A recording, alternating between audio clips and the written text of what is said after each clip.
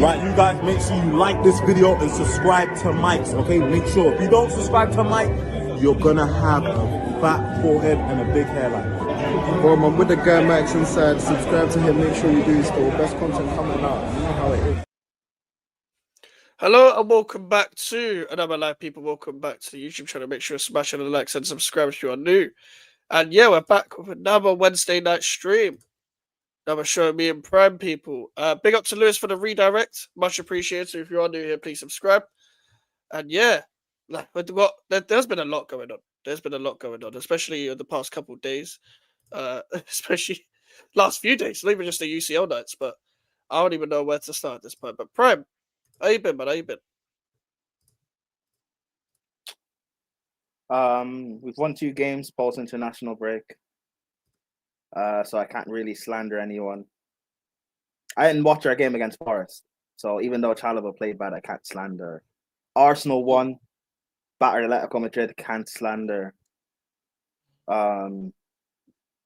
United won, so I guess Liverpool slander. Yeah, they had just won.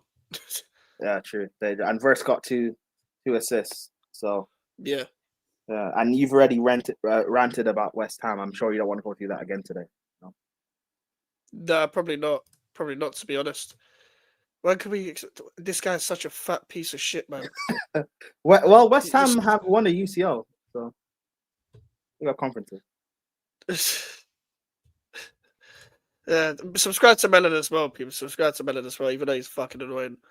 But yeah, I don't even know where to start this point because I just watched even though one of the games were 5-1, yeah, or whatever, or 6-1. I don't even remember what the Liverpool game was at this point.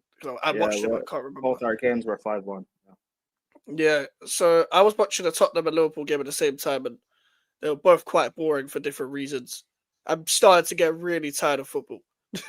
I'm really, really tired because I'm watching the same thing over and over again every football match, where it's like everyone is in a 3-2-5 fucking thing in possession, where you're sticking 5 players on the last line of defense. Every team's trying to struggle to pass through the lines, go sideways, lose the ball, get hit on the turnover. I'm kind of tired of watching. I'm watching the same game every single week. I'm watching it's the exact same game I'm really getting tired of it because I would say someone do something different, but now everyone's afraid to do something different because that's the meta now.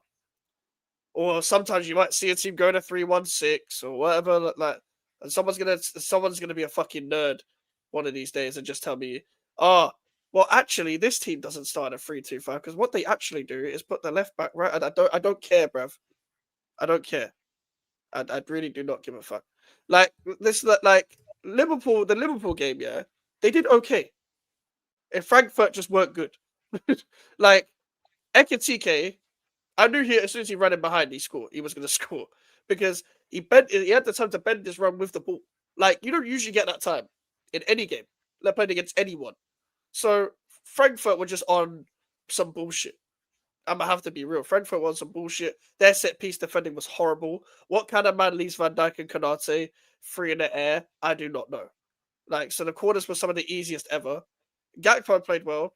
Verts was okay, regardless of he was just okay. He didn't play horrible, but he wasn't fantastic. He just played okay. He more grew into it when the game was over. To be honest, he was just kind of not having fun. We're just playing around with things, and the way Slot is using this team is genuinely horrific. Genuinely, I know Liverpool just won today, but the way they're going on right now.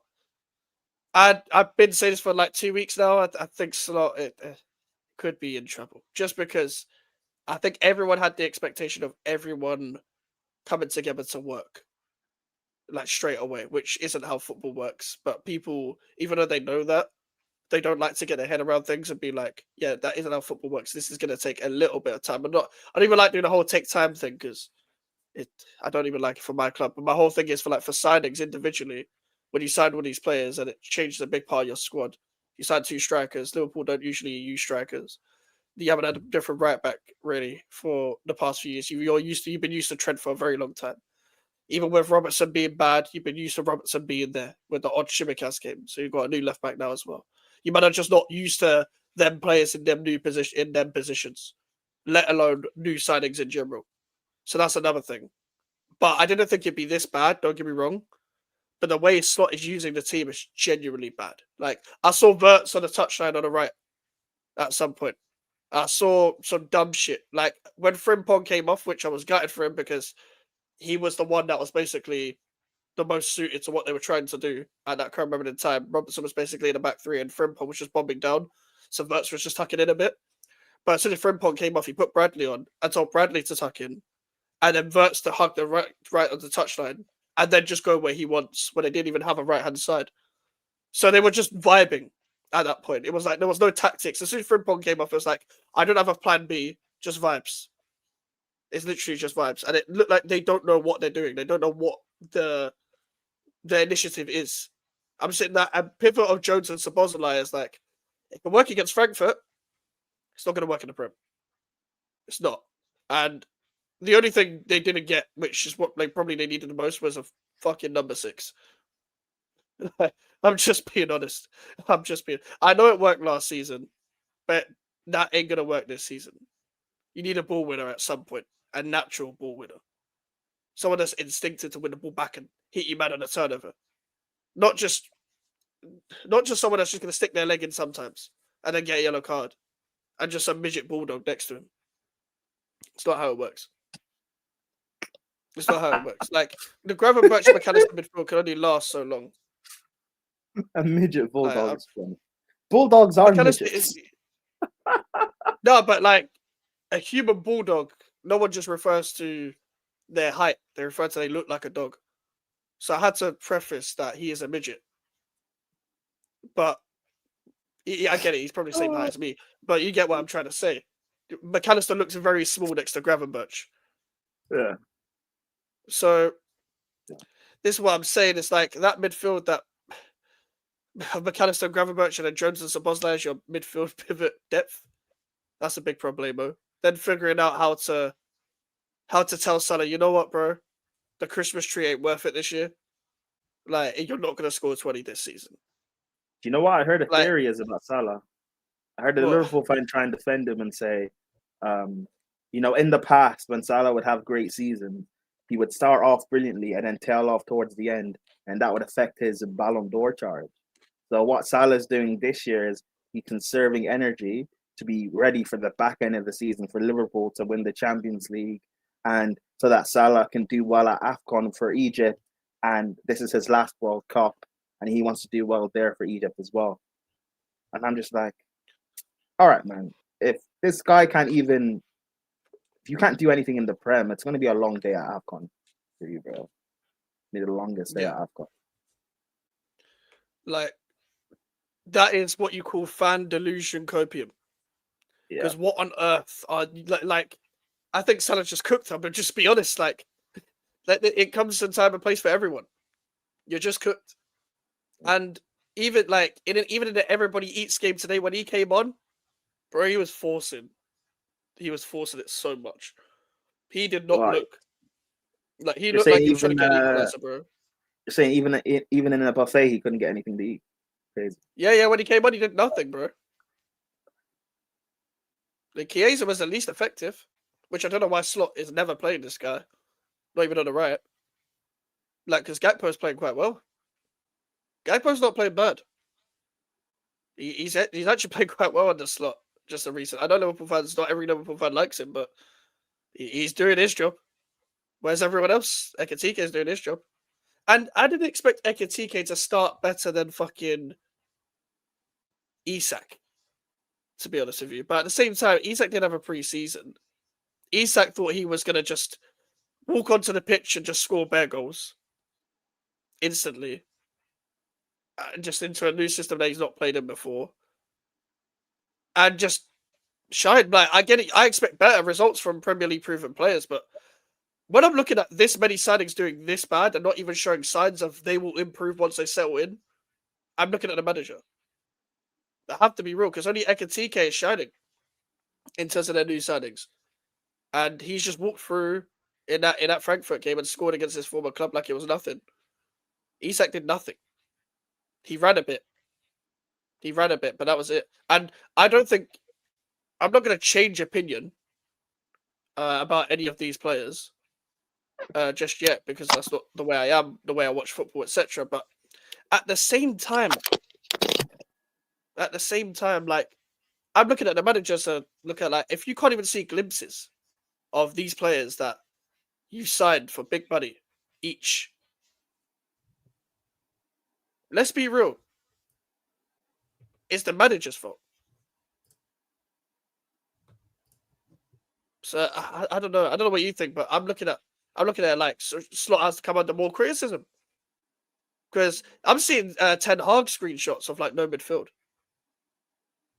I agree. Slot does need to come under criticism, but that's all Liverpool fans are doing. They're only criticizing Slot.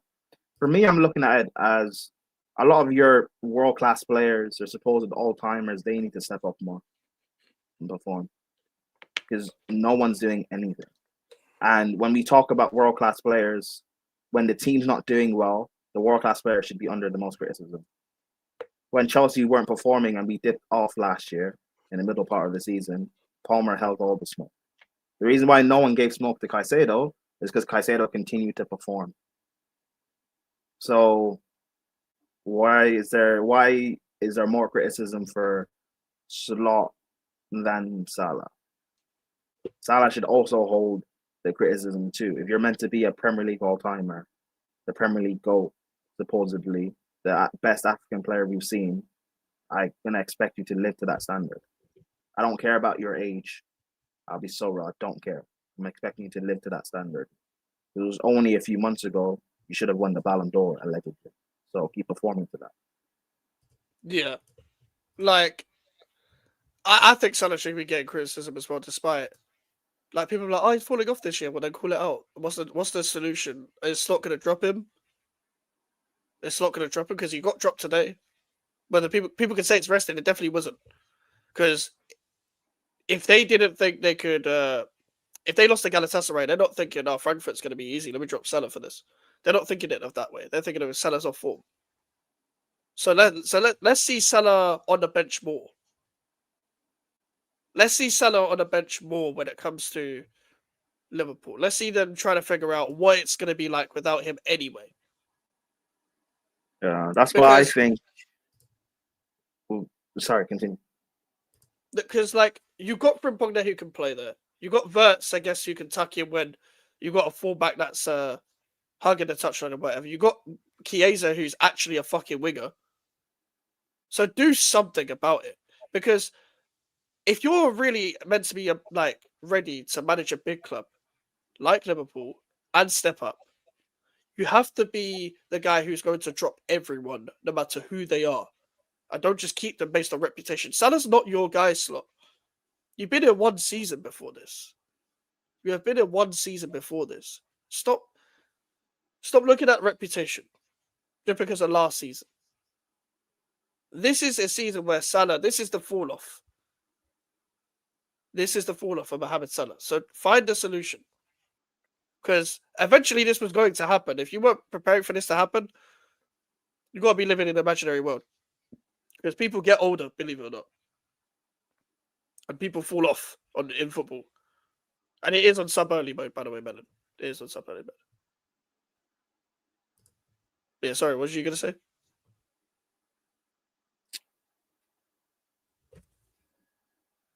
Just play Salah closer to goal. This whole thing of Salah being on the touchline and stuff and having Szoboszlai or whatever right back. Play Salah closer to goal. Switch the formation. I'd play a back. I assume they would have played a back three when they signed Frimpong and Kirkez. Stop inverting Kirkez because he can't do that. I'd play either a 3 or a 4-4-2.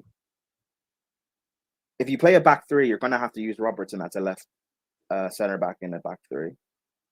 Or if you play a back four, then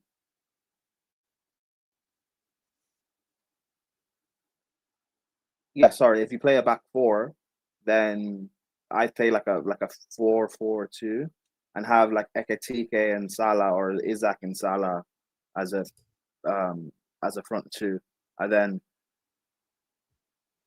as like I guess right mid, left mid, I'd play Frimpong in and Wirtz. I then let Kirkes overlap, and then let Wirtz then drift in. I don't think the Liverpool squad is not perfect, but like it's all good enough to be able to win this league. Definitely. And Slot is a good enough manager, so I don't know what's going on. He just needs to like sort it out. Even if it, like you're right, if it means dropping big names or whatever, you need to kind of sort it out because you're trying to play the same way you played last year, and you don't have certain personnel. Salah looks like he's not the same. You don't have Trent to bail you out when you play out the back anymore. You're not allowing. You need to drop back Gravenberch. Stop allowing him to bomb forward as an 8. Drop him back in as the 6 because you don't have another 6. You just need to kind of figure this out. You know.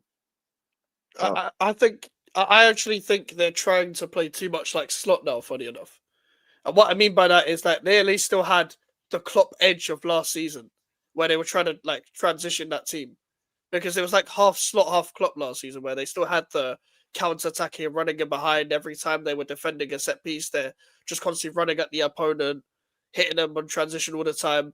Now it's like constant keep ball for the sake of keep ball. You know, like Dutch football. It's genuinely like watching Van Gaal when he had Tyler Blackie at them, man. Like, it's like watching that when he was playing Fellaini up front and like Di Maria at wing back and all this nonsense, and Borthwick Jackson had the afro for no reason. Like, this is the kind of team I'm watching now at Liverpool, where they have built a back 3 team and are still playing a 4-2-3-1. Like, they have built a back 3 squad. yeah. Like, if this is a Xavi Alonso squad. And that's why I assumed it's like that's why it would only make sense getting Mark Guehi. Because if you're getting Mark Guehi, who plays on the left, to replace Konate, who plays on the right, that doesn't really make. I know Guehi's right-footed, but I've not seen him play right centre back before. I've only seen him play on the left, and it's quite like I remember with Terry, he only played on the left, and then when Lescott got into the England squad, who's left-footed, Terry then had to play right centre back, and that didn't work. Like certain times for certain players, it just works in one particular way, and with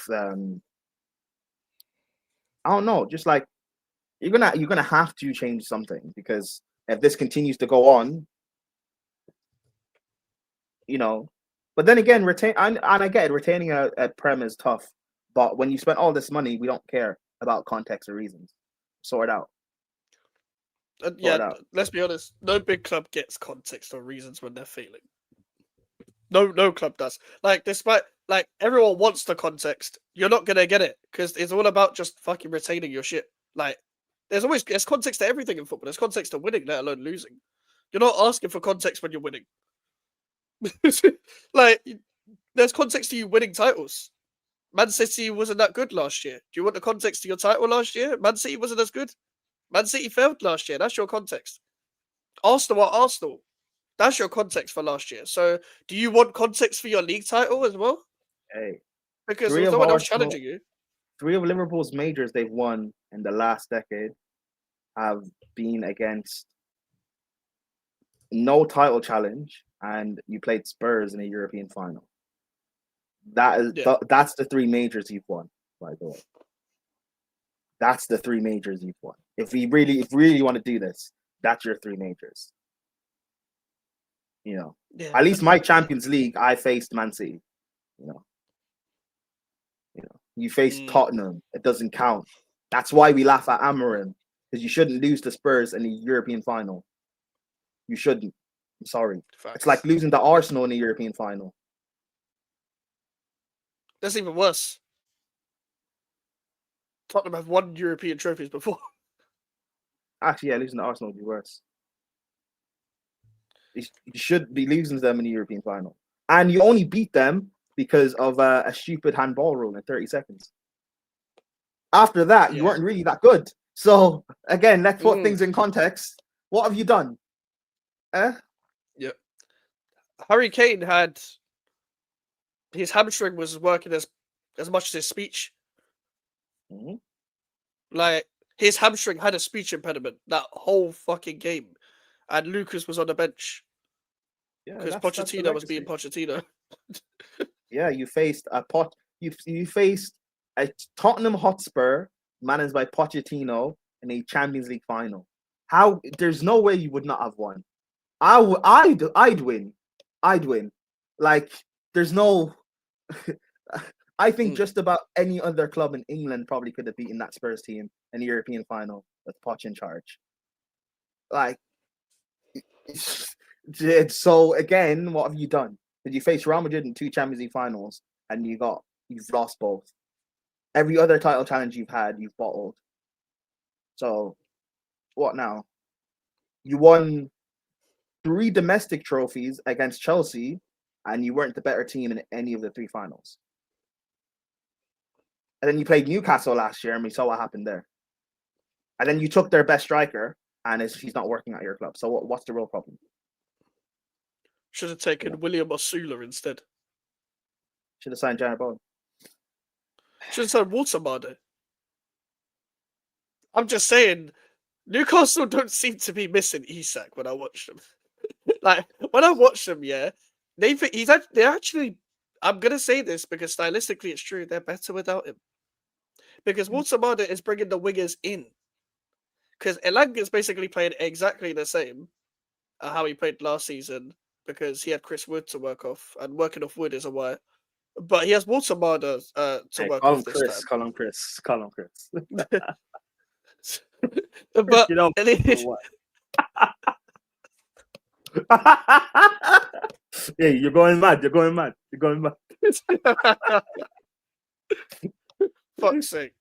But Gordon was never a provider like that, so he had to adapt to Isak. Murphy is, but Gordon is someone who can do more than just pass to a striker. He can get the ball back now because Isak was never giving him the ball back. He was now trying to run down the left inside channel all the time. And listen, it worked for him because Isak's good at that. But for Newcastle, it didn't actually work as much as people think because people are going to be like, well, are Newcastle going to be the same on the transition? Yeah, they'll just go down the flanks instead. Because sometimes when Newcastle were counter-attacking last season, Gordon's running down the left and Isak's making underlapping and overlapping runs. Get in the box, big man. Bro. Get in the box. But Newcastle would be better if they had Mbeumo instead of because Elanga's not good. I don't care what people say. Elanga's not good. He's not, but he fits. It's true. It is like I don't rate him either. I don't rate him. But the reason why I didn't mind it for Newcastle is because if Jacob Murphy could work, if Jacob Murphy could work, Elanga could, and anyhow gets more out of his wingers than usual. Out of the 50-ish million wingers that move this summer in the Prem, he's worse. Elanga, Noni, and Kudus. He's the worst one. Oh, definitely. He's definitely the worst one. He is a pace merchant. But like it fits. Like I get it. Like they could be much better, don't get me wrong, but I get it. Because if they did what they did with Jacob Murphy, they won a trophy and got Europe with Jacob fucking Murphy. Then you could he's basically a better Murphy. Or faster Murphy. Murphy's actually better technically. He's got a better cross in him. If Newcastle could splash money and they could get Bowen, Walter Mad, and Gordon. That's cool. Yeah, that would be a great front three. Newcastle, allow us, please. Allow us. Hey, West Ham, get relegated. I need to see something like Newcastle. Get relegated. Man said get relegated, like we have a choice. Well, London's not far we have a from choice. Newcastle, right? London's not far. It's incredibly far. What are you talking about? How far is it? Newcastle is like the most northern city in England. Really? Ah, cool. Wow. Hey, Bowen, don't worry. David Sullivan will pay for the Uber. He definitely won't. Nah, he will. I'm sure there's some trannies in Newcastle, so we can just say, "Hey, Sullivan, they can share the Uber right there, and Sullivan can once he gets up there, he can do his thing." I don't think it's going to be a fair trade. I'll be real. What do you say? I think Sullivan wants more than one. No, he wants more than one. He probably wants more than one if he's actually going to pay some money. You can have multiple. I don't know whether there's an Ann Summers like black market in fucking Newcastle. It's Newcastle. There's definitely. So maybe I don't know why Sullivan's like still lives here then. Like that's the problem. Like you could go have fun somewhere else. Like, there's so many other places. Like, even in the part of like the country that we're in, yeah, like that West Ham are in, like across the edge of East London and Essex, Newham to Redbridge. There's other places in Essex that have more willy women that are not near West Ham right now. I said Willy women. So we're actually in the wrong part of Essex. It's crazy that we live in a world where willy women does not mean women who love Willy. No, it means women who have the. Women who have Willy breath. They've got their own Lynx bottle.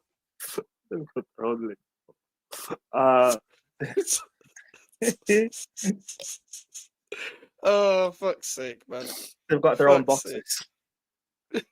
They get a packet of boxers and links at Christmas. They got their own laser beam to their gun. Like that's what they've got. They've got their own attachments. Bro, they get razors, bro. Have their own razor. They've got their own toothbrush.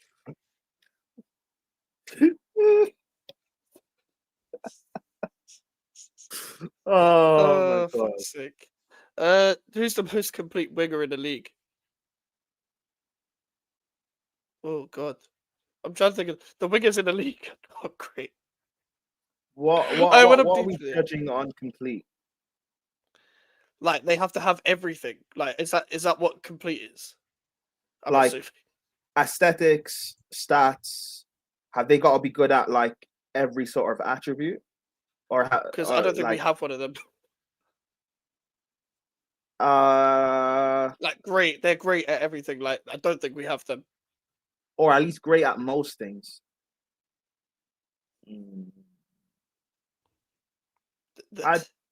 I'd put Saka in there. I'd put Bowen in there. I'd put Gordon in there. That's the closest we're getting. I'll be real.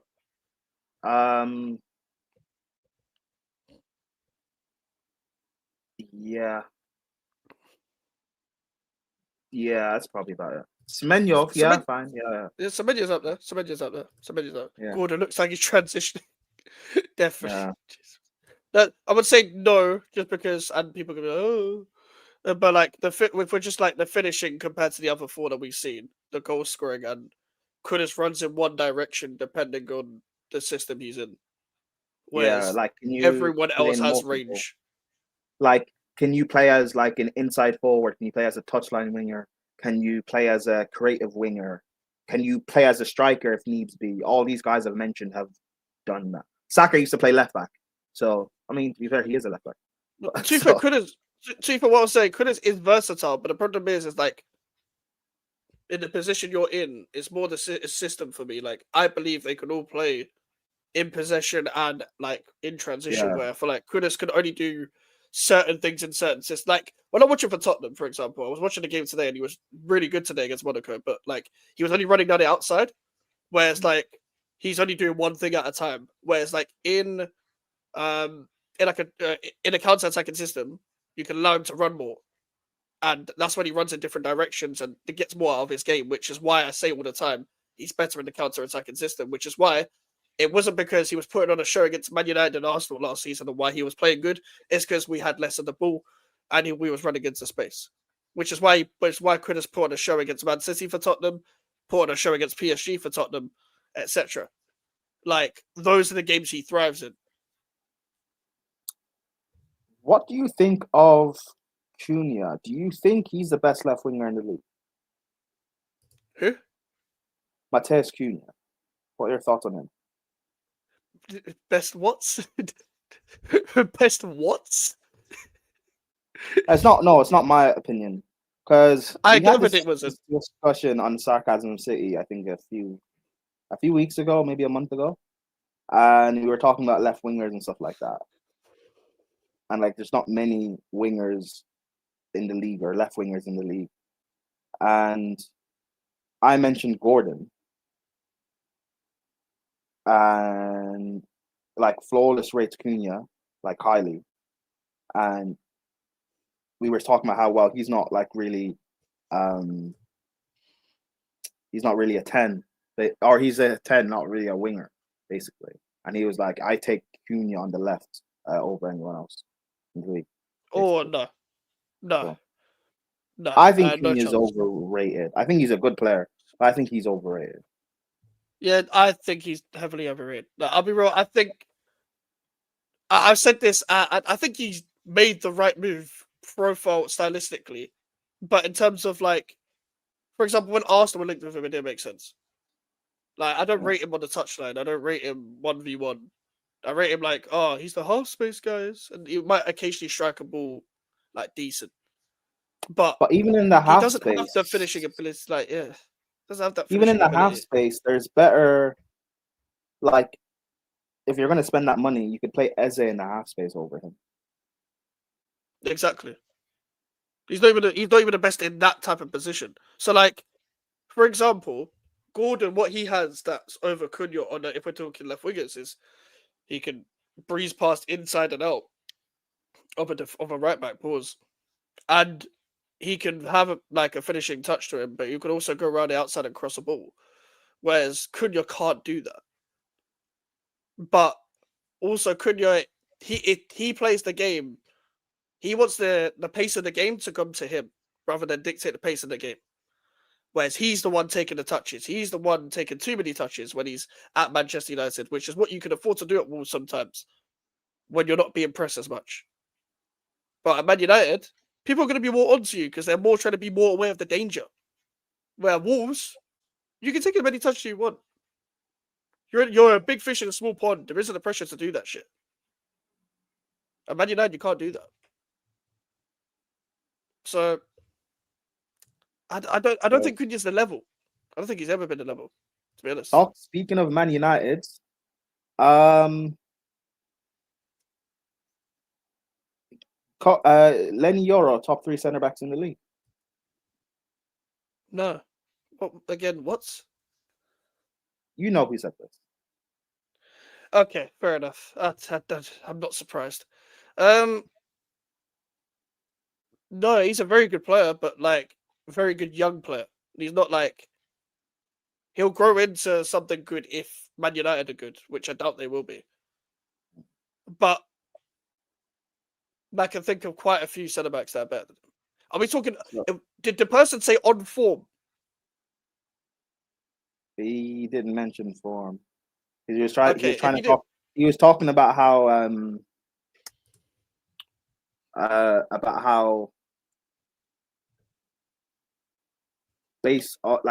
squads alone, United are basically they have like the 5th best squad in the league. Like, it's clear. And I was talking about how, well, it's a discussion with Spurs and Newcastle. I agree, it's a discussion, but you don't have a clear better squad than them. And like, we were going through it and stuff like that. And he was talking about how Euro starts over Romero, and Euro and De Ligt are better than Van de Ven. And how Lemens and Vicario is a discussion, and how they have a better forward line than Spurs, and the only place he concedes is the midfield. And he was talking about how how Mainu starts for Newcastle and stuff like that. Well, I'd start Mainu for Newcastle over Joe Linton, but like not over Tonali and Gibberish as of yet. I want to see more in terms of just like in general. But I would start Mainu over Joe Linton any day. But you can't just like concede the midfield and then talk about Tottenham. You know what I mean? Like, because Tottenham's midfield ain't great, and that's the position. Like, I know Man United's midfield is like he conceded the midfield to Newcastle, right? But yeah, basically, his like the whole overall point is United, like, team is like clear in terms of finishing 5th, and I'm like, I don't think it's clear. It's a discussion, but regardless, I'm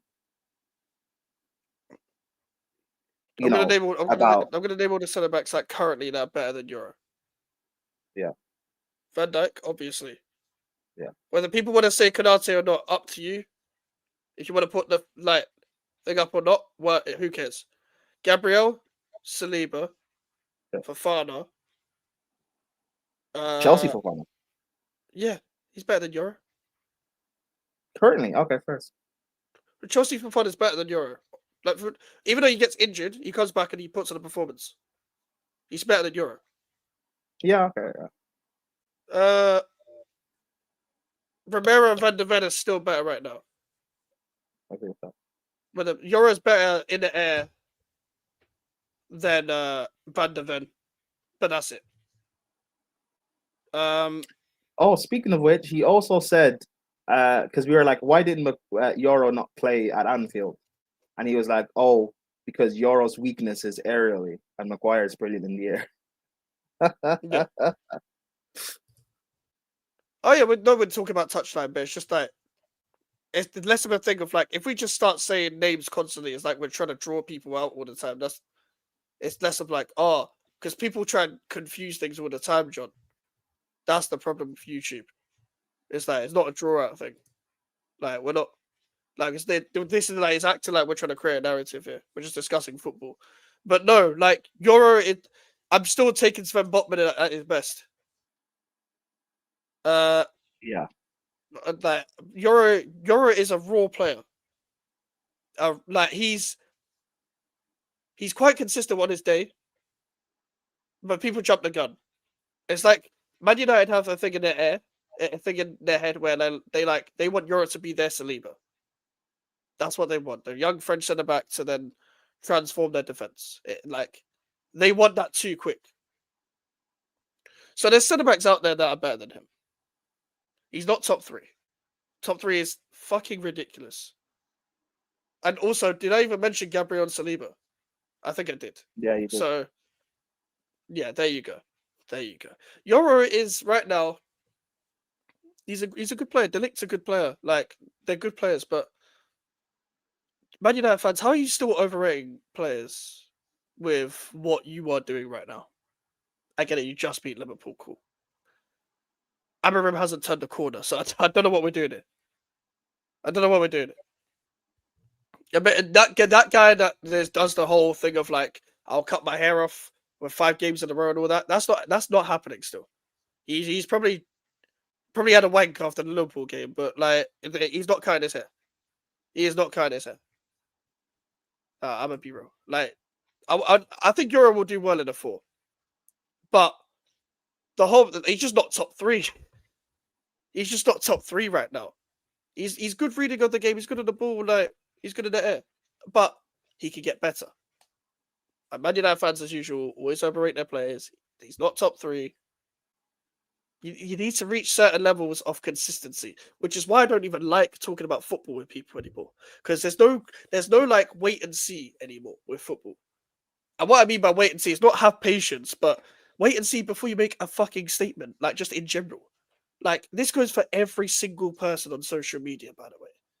Everyone on social media does this too much. We have to do like, you see this guy, he's had 3 good games here. He's world class. He's going to be in a world best 11. Like, shut up, man. Like, I hate even talking about world class anymore. We've had this discussion before about maybe 2 years in a row nowadays. Because Ronaldo and Messi set the bar too high. And you've got to, like, contribute at the top level. But a lot of these people haven't contributed to the top level, which is why I never called Isak world class. Isak has had a very good season last season. Now, let's see you at a new team. Can you contribute to the highest level for Liverpool? If you can, well done to you, mate. Well done to you. Then you might get a world-class shot. But people like Haaland, consistency year in, year out, world-class. There's a difference. There's a difference. It's consistency year in, year out. Haaland in his worst season was still up there. Like, people are going to be like, well, if Chris Wood had a great season this season, I'd be hearing nonsense. I'd be hearing nonsense this season. Like, if Nottingham Forest were good again this season and Chris Wood was still scoring in the Premier League and doing nonsense, yeah, I'd be hearing shouts of some bullshit. But you see when this was happening in the Barclays era, where, like, you had that one mid-table striker that was scoring bare goals, like, a couple seasons. Like, you might get a Stephen Fletcher odd season for Sunderland or some bullshit. Like, we were not calling people world-class then. Or, like, when we would have a season from Charlie Austin, Danny Ings, Bro, like, Kevin Davies and then man. bro, it's crazy. So that's when people like teams that get promoted and stuff like that, and there's a player who has a great season, and I look at it and think, cool, but I've also seen people do this a decade ago, bro. Like, people thought, do you remember that Burnley team got Europe because of Danny Ings? Charlie Austin bagged, was it 10 goals? And that QPR side got relegated? Yeah, something like that. In a tougher league, bro, with better defenders. So, like I like Euro. I actually do like it. He's a good talent. I like him. So do I. I don't even think I said this to Touchline. I don't think he's necessarily even better than Achimpong. And maybe that's biased for me because I rate Achimpong highly. I think he's a phenomenal talent. But I think Euro is better than Achimpong right now, but I do rate Achimpong. I just think Euro makes slightly less mistakes, but this is still very, very early. But Achimpong, I don't hear anyone calling him top 3 right now. So let's chill out. This is the kind of caliber we're talking about here. These men are going to become really good, but going to become really good. They are not really good. Okay, in terms of the level people think, they're just good. When we play City, if Achimpong pockets Holland, just forgive me for all I'll say. Forgive me. Don't clip it, Prime. Don't clip it. I'm gonna say he's the best center back in the league. So just allow me for the day. No about this.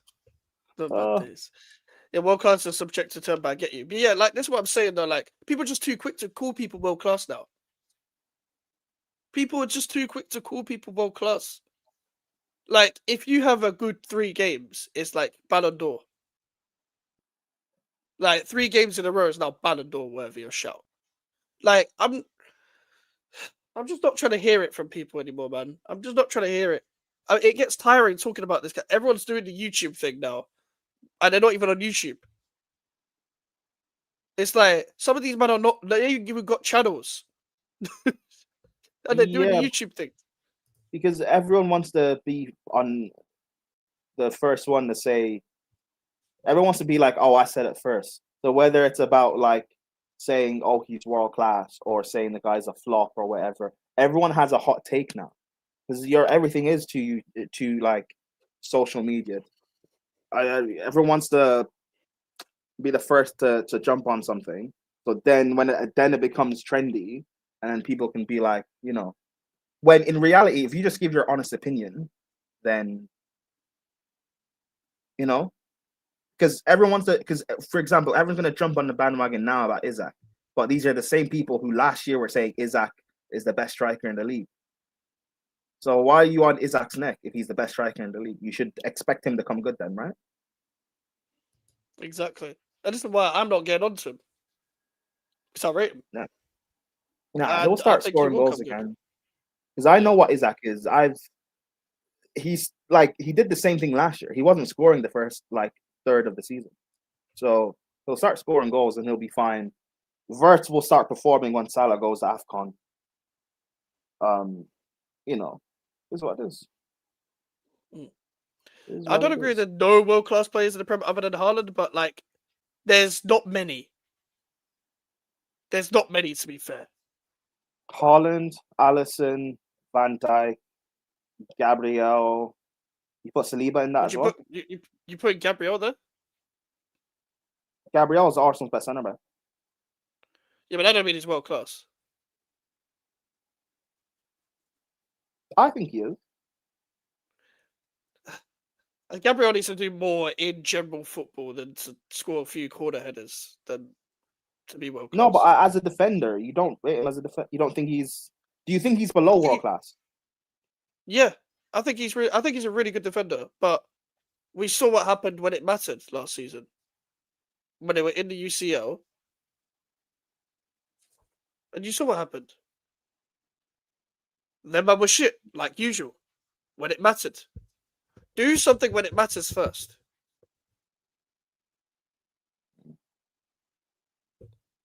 Like, do something when it matters. Gabriel and Saliba haven't done anything to be world class. They've done nothing. Oh, If they okay. can butt PSG now, do something. Not just scoring headers and like defending until in like March and then falling off every season. I'm not trying to do all of this and like this is what I mean. This is why I class world class actually doing something, actually being No, I agree consistent with year in that. year out.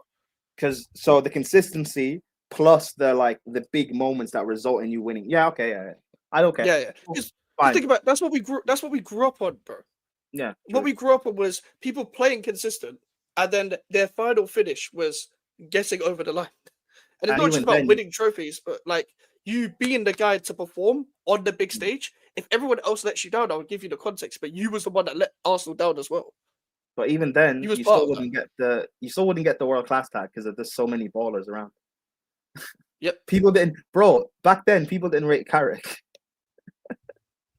No, exactly. And Carrick now, on my days. Bro. On my days, bro. Actually, it's mad because they're what? Sorry, no, I just read something in the chat.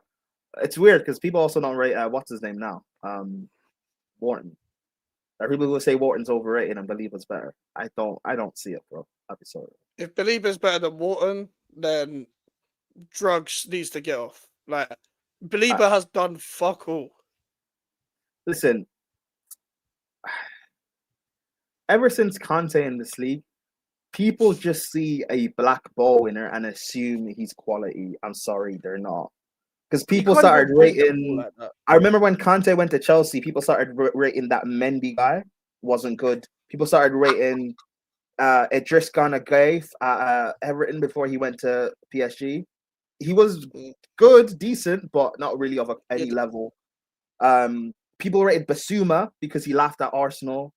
People rated Caicedo. To be fair, I'll hold my hands up on the Caicedo out because I didn't watch him at Brighton. I didn't think he was worth 100 mil, but he proved it. Fine. People now rate this Baleba guy, and they think he fixes United's midfield. Like I saw what Caicedo was doing his first year playing on his own in midfield. Baleba's not doing anything. Ndidi, I like Ndidi personally, but even still, I hear that because people were saying Ndidi's like crazy when he wasn't. He was good, but not crazy. You know how many men had to fight for like 5 years with the Declan Rice debates? Yes. Like 5 DMs better. Do you know the West Ham fans had to suffer because we had to go through the Longstaff debates in fucking 2018. Where it was Benitez Pellegrini, the battle of the washed managers that went to China. So we both had like shitty average teams that should be doing better. We had the Mike Ashley versus GSB era, Mike Ashley versus Sullivan, where it's like who's worse, but we understood each other. Declan Rice versus Longstaff. You have to be taking a fucking piss. And Declan Rice scored against Newcastle. I did the worst gun lead celebration ever, but he scored at least. He had the block haircut. But at least that was during the era of Declan Rice where he was just a stiff. He was a stiff baller. Yeah. That was. but yeah, do you know what it is? You can afford to have the worst celebration in the world, the worst haircut in the world, if you play like a baller. That was ugly. I call that version ugly Declan Rice.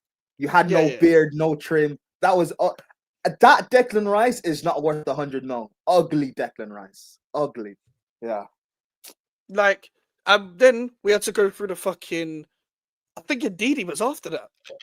And to be fair, at least Ndidi put up a fight because Leicester were doing well and Ndidi was playing well. But I would not, and that's the only one I understood. And then it was the fucking Calvin Phillips debates, just because he was playing well under Bielsa. And Calvin Phillips was playing well under Bielsa, but I told people it's not Calvin Phillips, it's Bielsa. And we saw under England, people like Rice and Phillips. That's actually a good. No, it wasn't. Bro, Rice was carrying that midfield. Phillips carried Rice, and I was like. Yeah, literally the other way around. Bro, I remember 2021, 22. So after the Euros, so the year after, right? End of the 22 season. Remember, I did a video on the terrace with a few people, and we were doing Young Player of the Year and Player of the Year, and everyone was saying like Saka and stuff, and I was the only one who put forward Declan Rice. and I was talking about how the summer he just had losing with England, he had a bad. He had his first game back was bad, and everyone was getting onto him and being like about England and stuff like that. And then he had a brilliant season that year, and how he's just as good in this league as like Fabinho and Fernandinho. So he's a top, DM, and he's getting up there to being world class, and people just weren't hearing it. But now that he's at Arsenal, we have to rate him on a pedestal. Yeah. So now we've got the opposite. The 5 DMs better question. Villa fans come with Caicedo, Kamara, Rodri, Bruno G, and Gravenberch. Now let me just say this real quick. Declan Rice as a 6 as a DM is better than Bruno G and Gravenberch as a 6, because what I look for in my 6 is ball winning. Even the Kamara ones, I don't mind. I don't even mind the Kamara debate though. Like, I don't mind Kamara being there. And the reason why I say I don't mind Kamara being there is because the only thing he doesn't have is like constant availability season in, season out, because of how many injuries he suffered with. But he's a really good DM. So I don't even mind Kamara being there. Because Kamara as a 6 is still better than a Bruno G and Gravenberch, because Bruno G is better going forward. He's better as an 8 than he is a 6. Gravenberch is better as an 8 than he is a 6. He's just been playing in a 6 for a long time. But people, and Villa fans said, why do you people rate Rice? Good set piece, and that's it. Well, he didn't even have good set pieces at West Ham. So here's what I'm going to say. Great ball winning ability. Great driving with the ball. Great switching of play. Great reading of the game. Great at stopping counter-attacks. He's good at all of them. He's good at all those things, bro. Like in terms of ball winning ability, he's up there. He's up there with some of the best I've seen in a very long time. Not ever in football, but some of the best I've seen in a long time. And to win, the ability to win the ball back and use his physicality to then go on a turnover and drive with the ball and start an attack of his own, that's what he's good at. The problem is you don't see that at Arsenal anymore, because Arsenal don't use him properly. If Arsenal were smart, just play a 2-man pivot of Rice and Zubimendi. Use them as like how Tuchel used what's his name, Jorginho and Kante. And it looks like for England, Tuchel's doing that with Rice and Anderson, which I don't think Anderson's good in it, but like, let's see another year from this guy. I don't think Anderson's of the level. He's a good player, but I think he should be starting for England. I think if you're going to start for England, it should be Rice Anderson. It should be Rice Wharton Anderson. If you're going to do all of that, like you're going to have to like have control. It should be either, if everyone's playing, everyone's fit. Rice, Wharton, Mainu control the ball. Let the fullbacks go up, for fuck's sake. We've got better fullbacks than we do midfielders. I've been saying this for a long time. Just let Mitchell and James do what they want. That's what I'm saying. That's what I'm personally saying. Mitchell and James is a good fullback pairing. If it's not Mainu, then put Anderson there. And the reason why I'm saying that is because England don't do well with 10s because they don't know how to fucking use them. So don't play with a number 10. Don't play with one. And people be like, oh, look at all the options. None of them are going to do well.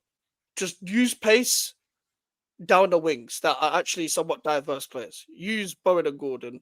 Or if you're not going to play Bowen, play one of Saka or Palmer. Palmer could get in the pockets if James is on the touchline. Saka could do what he wants. Just do something, please. Because Mitchell doesn't get called up for England, but he should be. Yeah, I think Tuchel, and I like the squads Tuchel's been picking, to be fair. He's not going with like just names for the sake of it. It seems like he's trying to build something. And I'm seeing some people talk negatively on that. Well, again, I'm not saying he'll win anything, obviously, but he's trying to do, Tuchel's doing it his way, which is what I've always said about, like, if you guys want to get these world-class managers with egos, you're gonna have to allow them to just do it their way. And I'm seeing England fans complain, why is Trent not in the squad? Where's Jude? No, you guys wanted a guy that's better than Southgate, right? Well, you have a guy who's better than Southgate. Accept it now. Well, he's still, for me, always calling up the wrong players, because I don't know how Adam Water's not getting the call up. Oh yeah, I hear it. He's just not getting the call up. I agree, but again, Tuchel. Listen, Tuchel, I'm gonna be happy because England won't win, so I don't care. I'm gonna be happy. But this is my point. Fuck that aside for 1 second. Because Yeah. I'm pissed off. I just see that I don't give a fuck if England lose or win, even though I want England to win. Because I'm Yeah. basically a case of like, I put up with enough of West Ham, I'll just sit back. But my whole thing, okay, cool. Marcus Rashford's at Barcelona now. Cool. But before that, he was still trying to call the fucker up. And if Sterling Yeah, was he playing right rates now, him. And he rates, he would call him up. If Mount was playing slightly more on a regular basis, he would call him up. I get Henderson's having a good season right now. I get Rashford is somewhat purple patching his way through Barcelona like he always does. But there are players out there that are sitting at home that can make England way better that he will never call up. He's still calling up a Lewis Skelly because he plays for Arsenal over Tyreek Mitchell. He's still doing this shit. He's still not calling up a Lewis Hall. He's calling up. And listen, I like Jed Spence, but there's a lot of space at right back right now. Jed Spence is only really getting a call up if Livramento, well, it should be, if Livramento is injured still at the time. If you're not going to do the whole Trent thing. I don't even mind Trent being in the squad. Jed Spence is only in the squad for left back, I'll be real. But that's only a left back stupid option. because Lewis Hall was right there. I just put it agree. up Dan fucking Burn.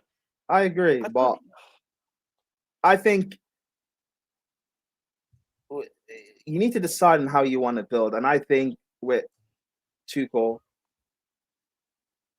if you want to play Kane, you have to play the Kane strength. And Kane needs that pace around him. So if you allow Kane to drop in, you've got to play like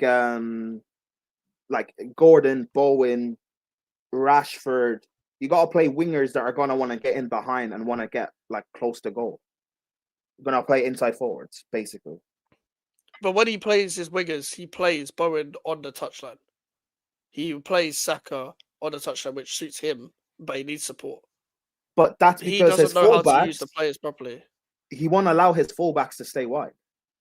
That's why he picks Skelly, because Skelly will invert. That's why he picks Spence, because Spence is right-footed, so he's naturally going to want to get in. But when you watch England, like, their left back is on the touchline. So what's the point?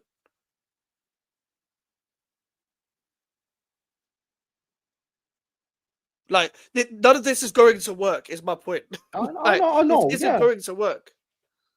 It's not. And the problem is, it's not people like you, Prem, because there's people in, like, and you know what your fan base is like. Yeah. I fucking can't stand Chelsea fans as much as you can. Because Chelsea fans are one of the most inbred pieces of people. No offense to the people that redirect it, but you're one of the most inbred pieces of people. No. Hey, all Chelsea fans can hold that. That's not all Chelsea fans can hold it. I don't care. I'm trying to get subscribers, Prem. Wait. Are you saying we should smash the likes? I don't have the clip, man. Okay. Listen. Every time I complain about Tuchel, some fucking Chelsea fan wants to justify everything he's trying to do just because he won you the Champions League. It has nothing to do with England. Shut the fuck up. I don't give a fuck if you won the Champions League with Werner and Havertz and them, man. Them man are not English, them man are lesbians. Do not care. Mad. I do not care about that. There's nothing to do with this England squad. So fuck Tuchel. And fuck his team selections. Fuck his squad selections. England are going to be shit. Because, again, the big name shit is still going to happen. Rashford will play over Gordon. Okay, so let's say every English player possible is fit. You know, Shaw's fit by the summer. Mount is fit by the summer. Let's say Sterling has gone on loan in January and he's played games and he's fit. Who do you think he's bringing? What's the squad? Hey, if everyone is fully fit, oh my God. Everyone's fit. Everyone's played games. Okay, so his team would be Pickford, James, Maguire, Stones, Luke Shaw, Rice, Henderson, fucking, who would be in the 10? Jesus Christ. Mount, Rashford, Saka, Kane. That would be his starting lineup. And that, my friend, is, you know what that is? That is the German Ole Gunnar Solskjaer lineup. That is a Solskjaer lineup. That's Southgate. Exactly. But Exactly. And to be fair, Villa fan, I rate Kamara very highly, very highly. But people don't watch Villa enough. But Kamara is still up there for me in terms of sixes alone. Kamara's still up there for me. I've always liked Kamara because on a half turn, getting the ball, passing the ball in between the lines, he's good at that. He doesn't really make mistakes either when he plays. It's just injuries. He's very key to my thing with injury prone players is I don't care about how good you're supposed to be. I'm not going to rate you if you don't play. Yeah, that's fair. But yeah, when he did, because I remember when he joined Villa, he was quality. Because wasn't he linked to a big move before and he didn't get his move and then he went to Villa? Is that him? Yeah, or someone else? Yeah, because I'm pretty sure he was meant to go Juve. Because he was on a free, and then Villa swooped him. They just got him. And it was under. Bro, Villa got Kamara under Gerrard. It doesn't matter about being attractive, bro. Just go and get the player. Also, Onana, I rate him. I'm not the biggest fan. I'll be real. You're not. Nah. I think he's good. I think he's an engine in midfield. I like him. I think he's an engine sometimes driven by Marcus Alonso. And what I mean by that is, like, you could be an engine all you like, but sometimes you just run it into like brick walls and shit because you are a brick wall. You rely too much on the physicality. Well, I don't really want. I'm not saying he's been bad for Villa, but I just think it doesn't make sense for Villa to sign him specifically. Like, yeah. Well, what do you think on Matt Assar? I think he's all right. Again, he's just there. He's just there. Like he's an African Bentancur, bro. And what I mean by that is that you're just one of them eights that one of them eights that are not great at anything, but on their day they're effective. You're not like, what is Sarr great at? True, but I again, I think Sarr is a very good squad player. Basically, as a squad player, I don't mind. I think he's good. I'm not talking about as a starter. Oh yeah, that's a squad player. He could be there, innit? And he's played well this season. He's a very Thomas Frank midfielder, to say the least. But yeah, I don't like these number eights that are like you're box to box, but you're not. What do you do in either box? And Sarr's added goals to his game this season. Can he do that on a regular basis? And also, I hate the phrase even adding goals to your game. Because you know when people add goals to their game and they score like every 15 games. That's not adding goals to your game. But every time they score, it's like, well, he's a goal scorer, you know? Reminds me of certain midfielders. But yeah, that's a conversation for another day. But like that's like Bentancur as well. Bentancur's nothing player. Speaking of midfielders, right, and goals, I hate this thing now where people are judging DMs off the goals they score. Chelsea fans praying that Caicedo scores because they want to say Caicedo's better than Rice. I'll be real. If we're judging, and Rice doesn't even play as a DM for Arsenal, plays as an 8. Well, if we're judging Rice and Caicedo as DMs, why do you care they've scored 5 goals? Like, sure, it's maybe a bonus, but like, shouldn't we be judging their ball-winning success rate, not their goal? Like, it's annoying. It's really annoying because it's always about, oh well, Caicedo got 10 goals and he's scoring set pieces. All right, but you're a ball winner. Win the ball. But again, I don't get involved in these footballing conversations anymore because it's just very everything's become Twitter. Everything has become exactly like football Twitter, where it's like bare NPCs on Twitter, just interaction farming for the sake of it, getting one over each other's player, and inventing. They basically invent the footballing conversation now that we see in everyday life now, where people are just going off them narratives there, and I'm just like, I can't be bothered for that shit. Can't be bothered. Like I don't get involved. Like this Caicedo Rice thing, I can't lie. Chelsea and Arsenal fans, you're both like genuinely spazzes when it comes to this debate. Just because you lot are just obsessed with the other player too much. I'll be real. I don't even care who you think is better. You lot are both just spazzes. I'll be real. Like, because they're both great players. I just don't care I don't care who you think is better. I really don't care. I'll be so honest. You guys are just spazzes. Like I don't like they do this thing every time. Like every fucking fan base that does this shit, where it's like, oh, but my player scored today. What did your player do this week? You was on the slow bus, bruv. You was on the short bus. Like you was literally in the. If anyone's watched the In-Betweeners, where the people go past and they're like that, and the fucking car door comes off because the fucking spastic stole their car door. The Down syndrome people that were on the Down roller coaster. This is what I compare to you guys, football fans that do this shit every week about my player was better than yours this week. This is what you guys are. Yeah, but it's and I get the content thing, like we're content creators basically, which is a weird term to say. Like we can do the content thing all day, but like doing that all day eventually just gets boring. Like I can, like it's fine. We can do like the trolling stuff and whatever and stuff like that, and that's all well and good. But when you're if you're on an actual like stream or panels and stuff like that, and you're saying stuff like, this guy is clear of that guy, or this team is better than that team, just for the soundbite, you now have to back it up in a discussion. And if you're on like stream with me, if I'm feeling it that day, I probably won't let you go. I'll keep pressing.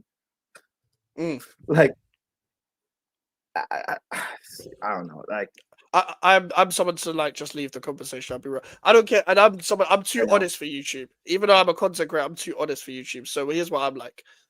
I'm a person that I generally, if I think you're stupid, or like, and I'm not the best person to say this in terms of general life, but in football, I know what I'm talking about. So if I think you're stupid when it comes to footballing conversation, you can't argue properly. Unless I've asked you to come on my channel, I'm not going to argue with you, and I'm just going to let you make your stupid point and say I hear it at the end and then move on.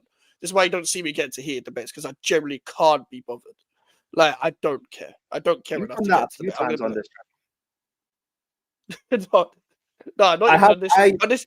I have a clip of you saying, I hear it. Yeah. I know. Yeah, I don't remember the context of any clip that you clip off of me. I'll be real. Apart from the fan cams, I don't remember the context of any clip. But that's probably. But the way I was smiling in the thing was just like probably one of them troll things where they finish their point. I have to move the conversation on anyway. So that's what I'm like. But the only time I'm like, we don't even have to do the heated debate thing on the channel. When I debate with people, it's just general football conversation. Like, that is it. That is literally it. Or just general conversation in general. Like, but you don't really see that because you don't have to. It's not clickbait. It's not clickbait. You need to put in heated debate. Heated debate. Yeah.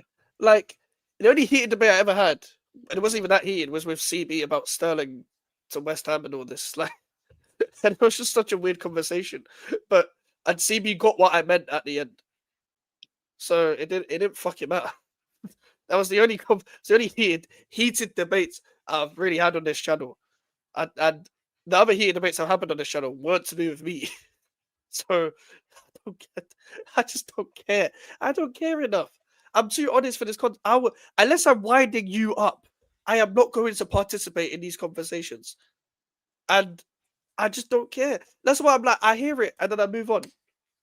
Because what you're saying is stupid. And most of the time when I say this anyway, I'm on other people's channels and there's more than like 4 people or whatever, or the occasional invite I get to these random panel shows. I'm just listening to the conversation. I'm like, this conversation's fucking stupid, bruv. Like, what am I actually hearing? I don't talk about football like this. Don't. And yeah, they do learn football from FIFA. They do. It's just people that, like, even when, like, Dembele was shit, certain man thought Dembele was good because he had 5-star at 93 pace. Like, it's them man, bro. It's them man that thought Munir was going to be the next Neymar, bruv. When Munir was at Barcelona. Yeah, Munir was sick on FIFA. Bro, remember Halilovic because of his potential. The next Messi. Yep. Everyone is the next Messi. Halilovic ended up being at Birmingham and Reading. Like Wonder it's Kids. great. Like Javinho, Dumbia, and Barber. People probably. I remember this. I got a mini story. It's not really much to the story, but basically, in like year 8, my ICT my ICT teacher in like year 8, um, was like, we're gonna create an FPL of the league of the people in this class. So create your fantasy Premier League to like teams, and this was like the start of school, like start of year 8. It was it was like an introduction lesson. Like, I'm your new teacher this year, whatever. So it's like, fuck, we're just gonna fund this lesson. You can just talk about, and next week is when we actually start the curricula and whatever. So let's just create FPL, bro. There was Bear Man, yeah, that put Barbo in their fucking FPL team because he was playing for Watford. Just because of FIFA, bro. Barbo didn't play like for Watford, bro. Like Barbo never played for Watford. Bro, you know how many people were gasped when Barbo went to Watford just because of Ultimate Team? Like, Yeah, people don't watch. It doesn't happen, bro. Like, I remember when I was teaching one of my friends FPL, and they were generally doing like actual formation. They were putting 2 centre backs in, 2 full backs in, like it was meant to be 4-3. No, bro, just pick the guys with a clean sheet, fam. When I first ever played FPL, I thought it was like that because was never into the game and stuff. When I first played it, like maybe 4 years ago, 5 years ago, and actually no, it must have been longer than that. And I tried doing that same thing of like, but my right back is at left center back. No, let me remove it. I tried to do it properly, yeah, and then I ended up forgetting about FPL like 2 weeks into the season, so it didn't matter. But yeah, exactly. Yeah. Like you can't out tactic FPL. You can literally have 4 number 10s, bro. Like, you can do what you want. You can do exactly what you want to do. Like, your back 3 can consist of 3 fullbacks. Like, it is legit just points and vibes. People were generally putting a Barber in that shit. Like, I don't want to be in a football debate where I'm arguing like fucking who's better, like Nasri or Javinho. Well, Javinho has 93 pace, so I'm going with Javinho still. Like, it's like, bro, well, Javinho's got like a team of the season, so whatever. It's like, bro is in team of the week for informs on Wednesday or whatever. It's like, what are we doing? But What because are we of doing here? Jovino's lack of hairline, the wind resistance.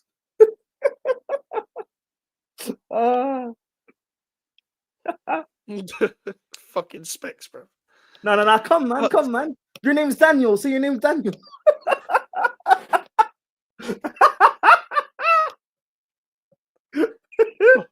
But that filthy thread that went about was killing me. And that filthy thread that went about on Twitter was killing me. Bro, that's what I was thinking when it went off in our group chat 2 days ago. I was thinking about what the poet said. No, because you said you're gonna start getting clips of me, and I was like, hey, if I get personal, you won't be on here no more.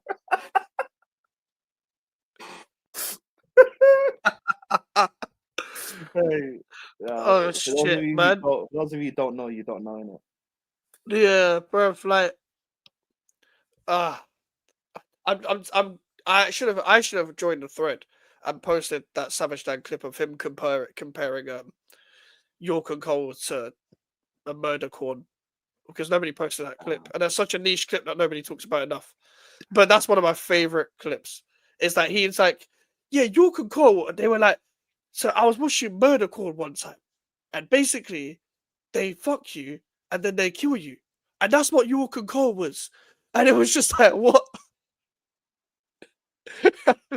Like, bro. Savage Dan with his like weird analogies, bro.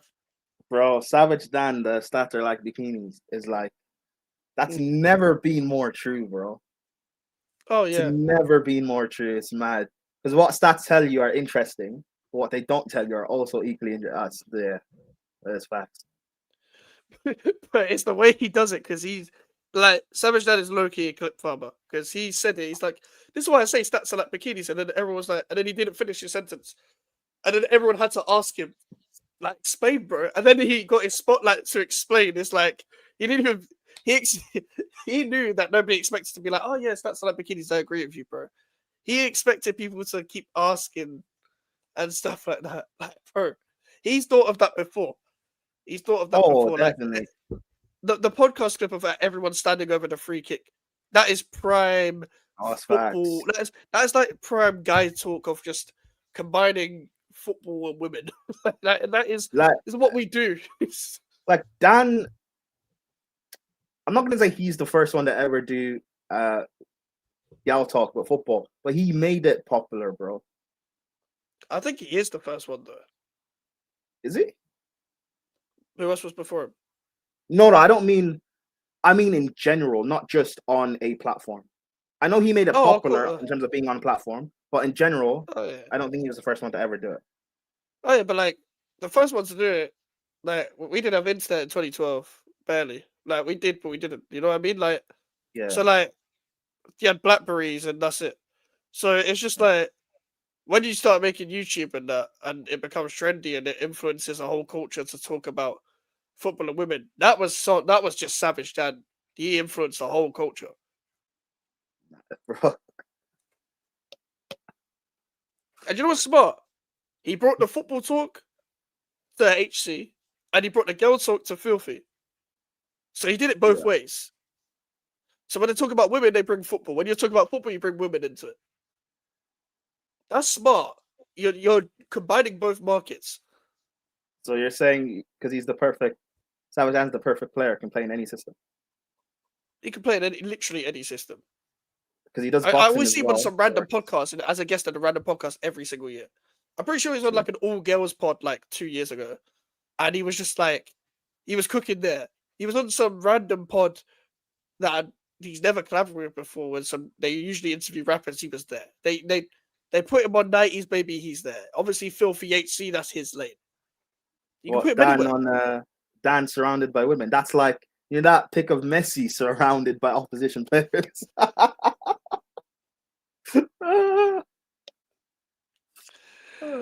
Legit. It's just press resistance. That's what it is. It's just press resistance. That is what it is. That is fully what it is. And I rate it. I have to rate it. Because it just makes talk more interesting. Like, you can only talk about football one way or the other most of the time. Like, I like analogies. I like any kind of analogies. The thing is, though, it's crazy because Stan has toned down. Because he works with Chelsea. He does the boxing thing with Eddie Hearn and that. He's had to tone down the PPR train. So, and he's still bat. So imagine how much worse he could actually be. Yeah, because like he can still technically be himself because he is Savage Dan because he's Savage Dan. You know what I mean? Like you go to Savage Dan because of what he brings. Like, do you know how Savage Dan like? You know how much of himself he is. Like, I remember I think it was like Kill Brook and Mir Khan or some shit. Yeah, he was the guy trying to split the two fighters up. Like, and when doing it, he nearly laughed his head off, bro. Like, you can tell he was just smiling, like gritting teeth, everything. He nearly did his whole fucking laugh trying to split the two boxes, bro, because he just like he's laughing his head off, bro, basically trying to split the two. It's just like, bro. That like Dan, there's a clip on HC. I haven't watched it yet, but I have it queued. I'm gonna watch tomorrow. They speak about the Sancho Sweetie situation, and the start of the clip is basically him saying, well, I can't really speak on Chelsea player, but he's not at Chelsea."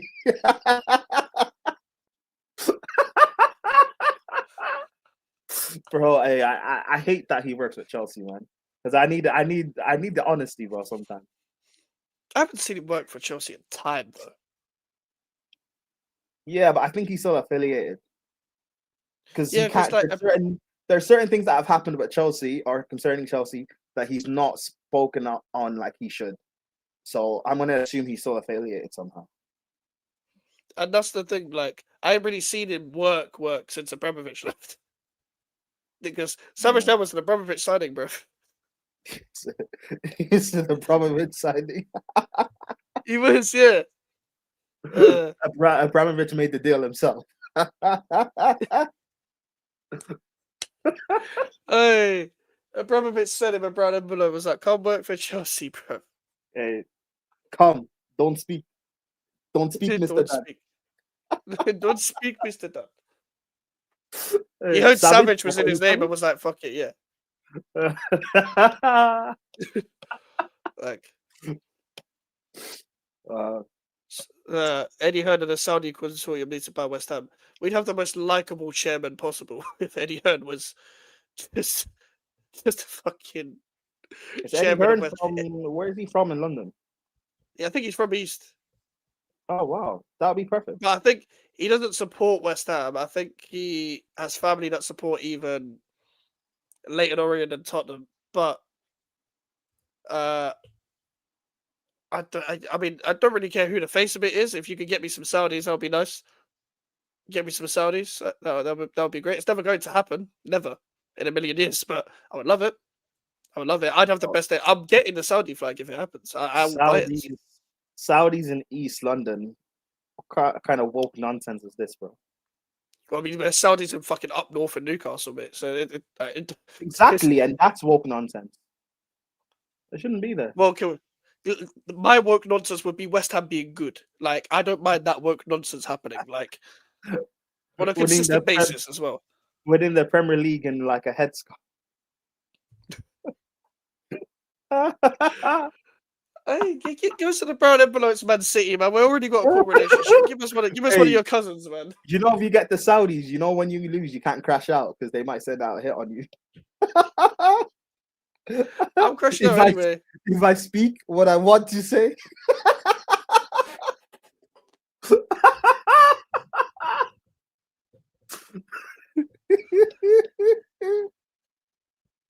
Oh, fuck's sake. That's a mic dressed up as a Saudi. I'm not going to do what the Newcastle fans did and do that for the sake of it, but I will get the flag. Will you do it if you win the Prem? No, I don't give a fuck. Like, I'm not doing that. I'm not doing that shit. But what I am doing is fucking. I will get the flag. I will get the flag. That's what I'm doing. I will get the flag and celebrate, and I will go to war with people for saying fucking this money, this and this money, this. I do not care, bro. If I've got a Premier League, do you? Like, I've got a Premier League. Do you? Do you have a Premier League? Have you seen your team win the Prem? Like, have you? Hey, Rice, you shouldn't have left, buddy. Hey, I've just posted that Nines video. Don't compare me to these damn ass rappers, and he just has the chain around him, like you get Saudis and you post that Chunks clip. Life changed now, love. Don't call my phone. Delete my number.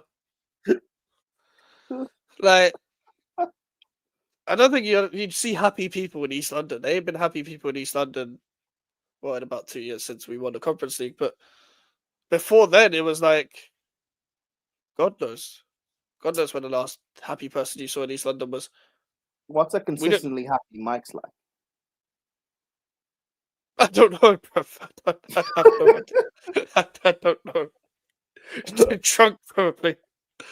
Like, I'm probably consistently drinking if I'm consistently happy. Like, what? I don't know. I was drinking for like 3 days when we won a Conference League. We won a Conference League, bro. I was drinking for like 3 days. If we won a Prem, I'd be drinking for the rest of my life. Fuck off the gym membership. Oh my days! I'm constantly happy, but I said this I said this on the GVO show, the Prem. I want to be going on shows and be talking about my club. Like, look at my club, bro. Well, have you seen this shit? Are you doing this shit? This player. I want to be doing that. I'd be so excited to be talking about my club every single day, but I'm not. Like, so, like, what do people expect from me? People think I enjoy crashing out. That's the problem. Like, I don't enjoy it. Other people enjoy it. I don't enjoy it. The crash out only becomes funny, yeah. Where it's like 6 months ago, if you could watch like an old rant of yourself, like 6 months on, but you're not pissed off about that game anymore, and you can like watch it back and okay, that was actually kind of funny. Watching it back as like a neutral, even though if it's you crashing out. But in the moment, bro, I'm pissed off. Like, do people think I enjoy being pissed off? I want to come on and talk about the same thing. And it's like, it's not even like we're going to be consistently bad for different reasons. So I'm just bored of it. I'm just bored of talking about the same things. So if we're good, we're going to be good because of different things. The different person scored. We out tactics whoever. Like, I could talk about different shit. I can talk about why this player is consistent and what do this. I'm not going to do the Arsenal thing of like, oh, this player, person the best in the world. He's better than fucking Lionel Messi. He's better than CR7. Fucking better than Suarez and then man, better than Neymar. Like, I'm not doing this shit. But I would be slaughtering every other team. They wouldn't want me on Capital Conflict anymore. If I won the Prem. Hey, you see you. We see you. We're slapping you next week.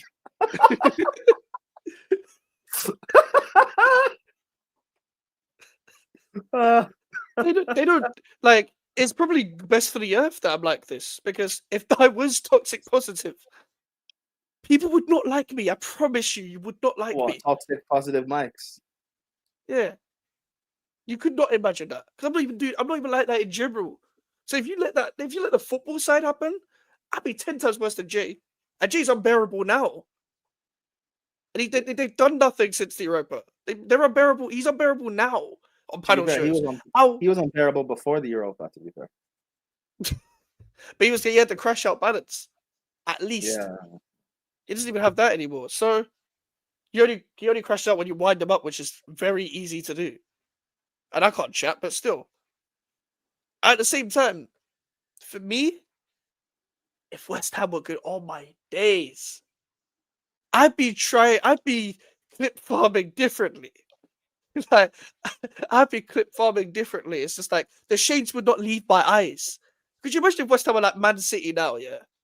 Like just in domination over the last decade. Yeah, that's why Man City fans are unbearable. Yeah, exactly. As they should, at least they deserve to be. Nah, you'd be like Vader.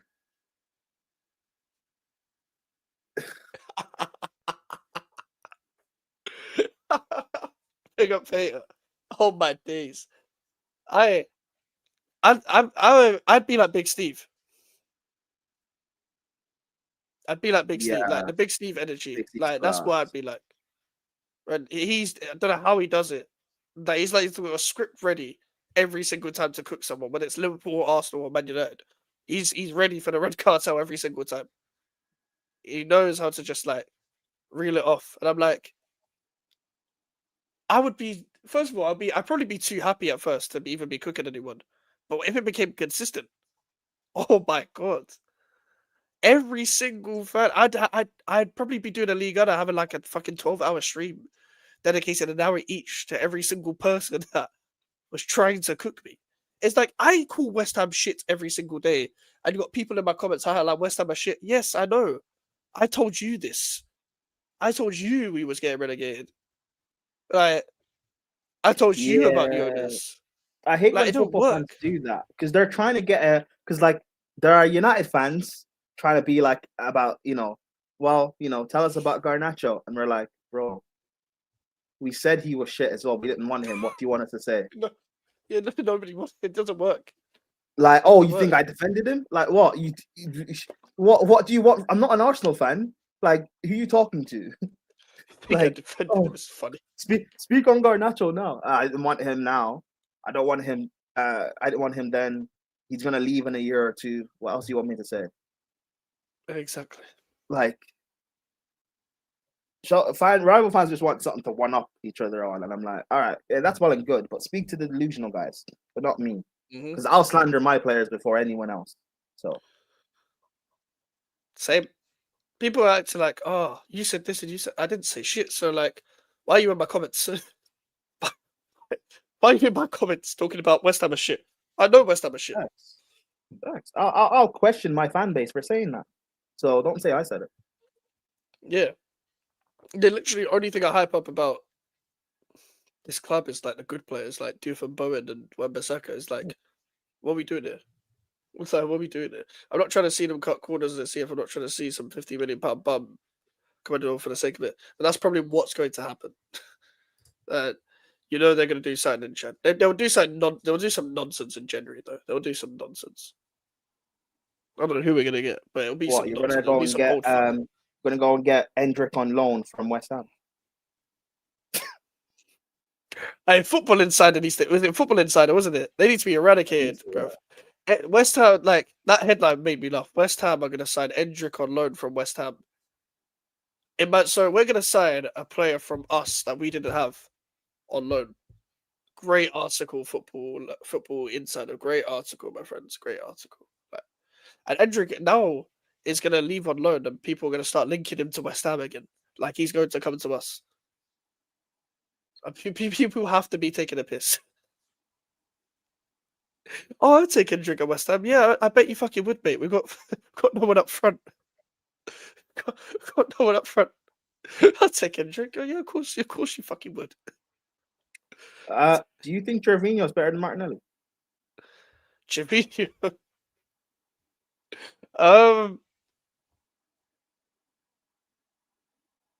No. You don't think I'm gonna Gervinho's say better no. than Martinelli? I don't. I think Martinelli at least has the disabled Henri tech, where it's like, you know, where Henri does the whole outside thing like this. Disabled Martinelli at least Henri. does that. Like, What spectrum Henri? yeah. He has like, you know, when you open up the body and go around the other corner. Martinelli at least has that. Gervinho, oh no, he didn't really have anything apart from a forehead. I'll be real. Like, Gervinho wasn't terrible, but he wasn't great. Like, Martinelli was good before he started playing defensive football. I don't rate him now because he just runs with his head down. But before defensive football, trying to break down low blocks and shit, wasn't terrible. At least he could run into space. But Gervinho, there was no occasional finish at the end. It was just headband and forehead. But Gervinho, Martinelli in front three. Dumby up front.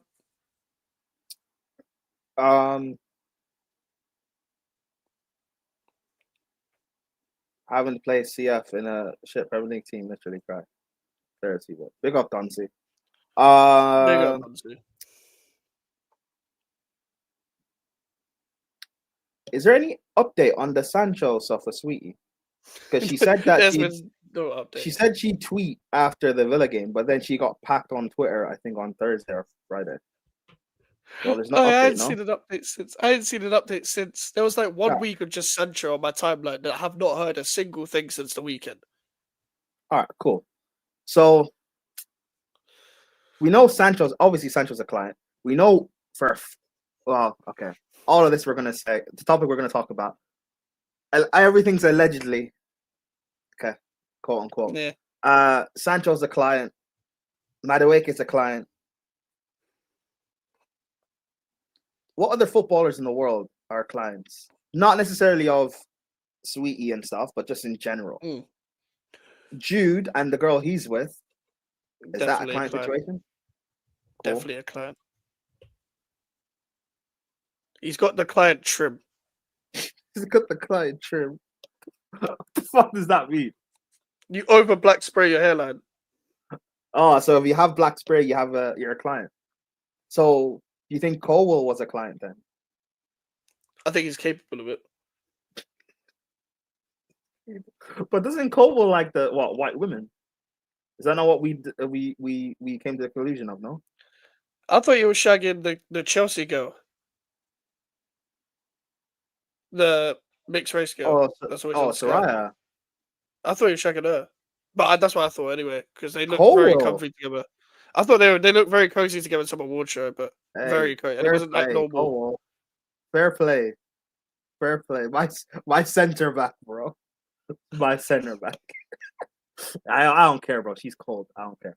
So first, if he managed to do that, all right. That's what I thought. Innit? I could be wrong, but that's what I makes sense why he started performing well. I hear it. A good woman can do that too. Yamal must have some like. Midget he must be. Yeah, he must be. He gets 50% off.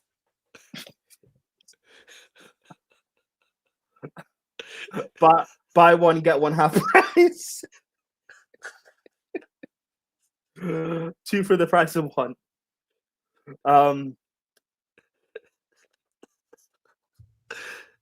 Vinny is one. Apparently, he's Vinny's getting one. outed because he was speaking to a girl. I think he's his girlfriend or ex or something, and she's complaining about Vinny would only message her for sex and to send nudes. And I'm like, well done, well done. What, you thought he wanted to talk about the weather or something? No. Oh yeah, you doing church it is.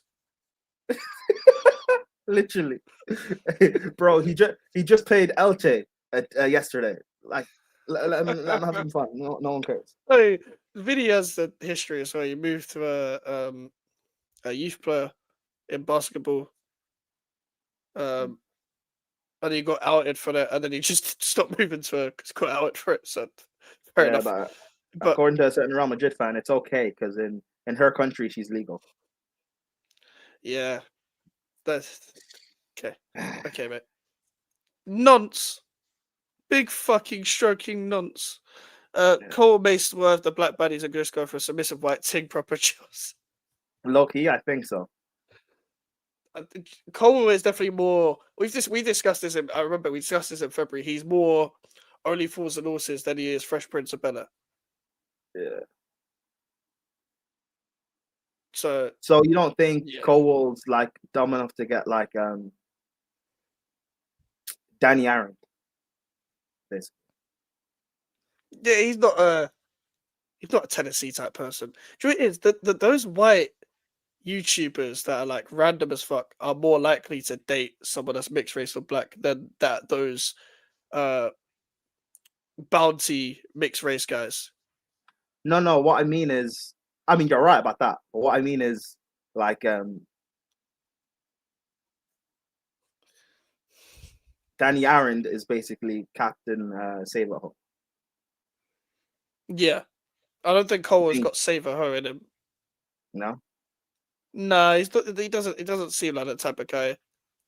They might not play on the ball too. Pause, but they might not play on the ball too much or put their foot on the ball too much. Yeah, I'm not capable of that.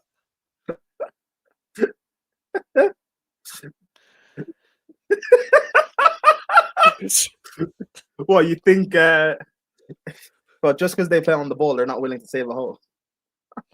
Oh yeah, but we've discussed it before. How you play on the pitch reflects it. How you play off the pitch. Do you think Chalaba's a Captain Save-A-Ho? No, I think Chalaba's one of them kind of people. He reminds me of them kind of people, and I can slightly relate to this. When someone likes you, they're flirting with you, but you just don't realize. You're like, what? Oh, the first, okay. Yeah, but like he's also someone that will get with someone who is, because Chalaba, being this religious guy and stuff like that, and this forgiving religious guy, he'd be willing to forgive her, for if she's had a past and stuff like that, and I think he's more the kind of person to be like, he tries to make the relationship as private as possible, but the girl he goes out with, and she's got behavioral issues, so she keeps trying to do mirror selfies with him in the background and shit, and post on her story and stuff like that as well. That's the kind of guy Chalaba is. She's the type of girl who, at dinner, she'd only show his hands and be like, if he wanted to, he would.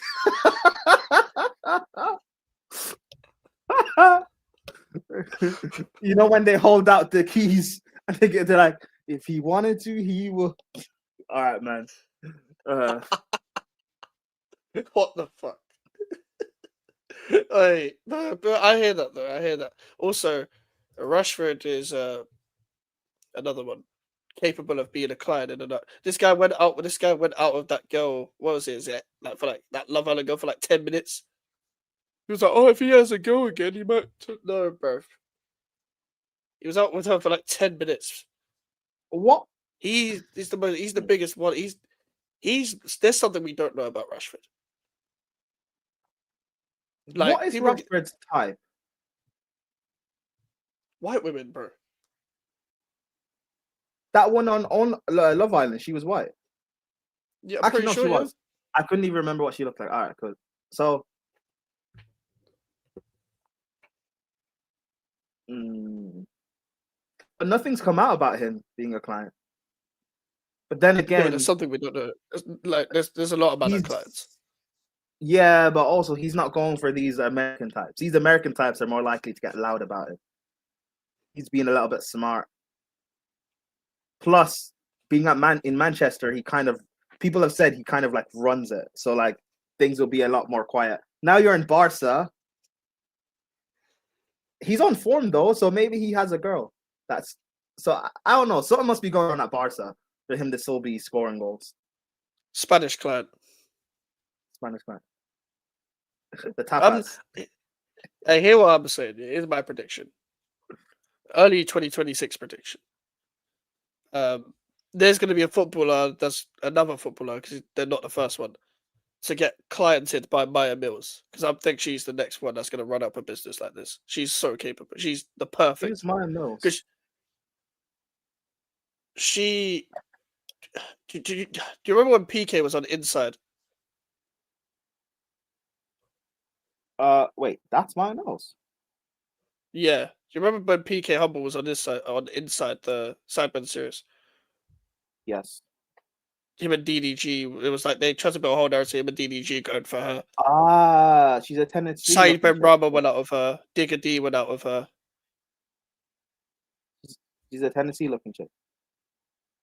Yeah. Said Ben Wow. Rama went out of her a few years ago. Ben Rama couldn't even speak English, bro. So I don't know what he was doing. But she's a client woman, if I've ever seen one in my life. And listen, if Tennessee wasn't with Danny Aaron, she'd be in the same position. If you used to say she wasn't. She Bro, might have been clienting before with Timmy Abraham, bro. I'll be real. That foot asylum money, her being on foot asylum and stuff, and that all saved her life, bro. I'll be so real. Doing all of that and meeting Danny Aaron, that saved her, bro. Because she'd be getting, she'd be getting exposed. Oh yeah. Ben Rama, he's like that as well. Because Ben Rama was going out with Maya Mills, so I wouldn't be surprised. If there's anyone that is more of a client, it's the French footballers. It's the French-speaking footballers. Their man are easily cliented. Their man are scandals. Like they literally breathe scandals. Them and the Belgians. They probably go for they probably have the ones that they go to are all like in France or that part of Europe, so it's not as loud. There. No, but depending on the French footballer, because they might just go on Instagram and just scroll. Especially the younger generation. It's not like the Benzema, well, then Benzema does. Well, to be fair, Benzema goes for youth prospects. But you know what I mean? Like it's not the generation of like Benzema, Ribéry, Valbuena. I know they're all wrong ones that I just named, but like that generation, like Lloris. Like it's the Chouameni generation. It's the Cherky. Like, I'm putting French speaking, by the way. I know Cherky. Well, actually, you're not wrong because Gusto has no decision making. So the way he plays on the pitch, I'll be real. How is Sancho getting caught up, but Gusto isn't?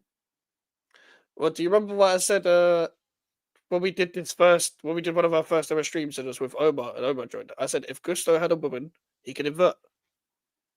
Yeah. That was my exact quote. I still don't think he has a woman.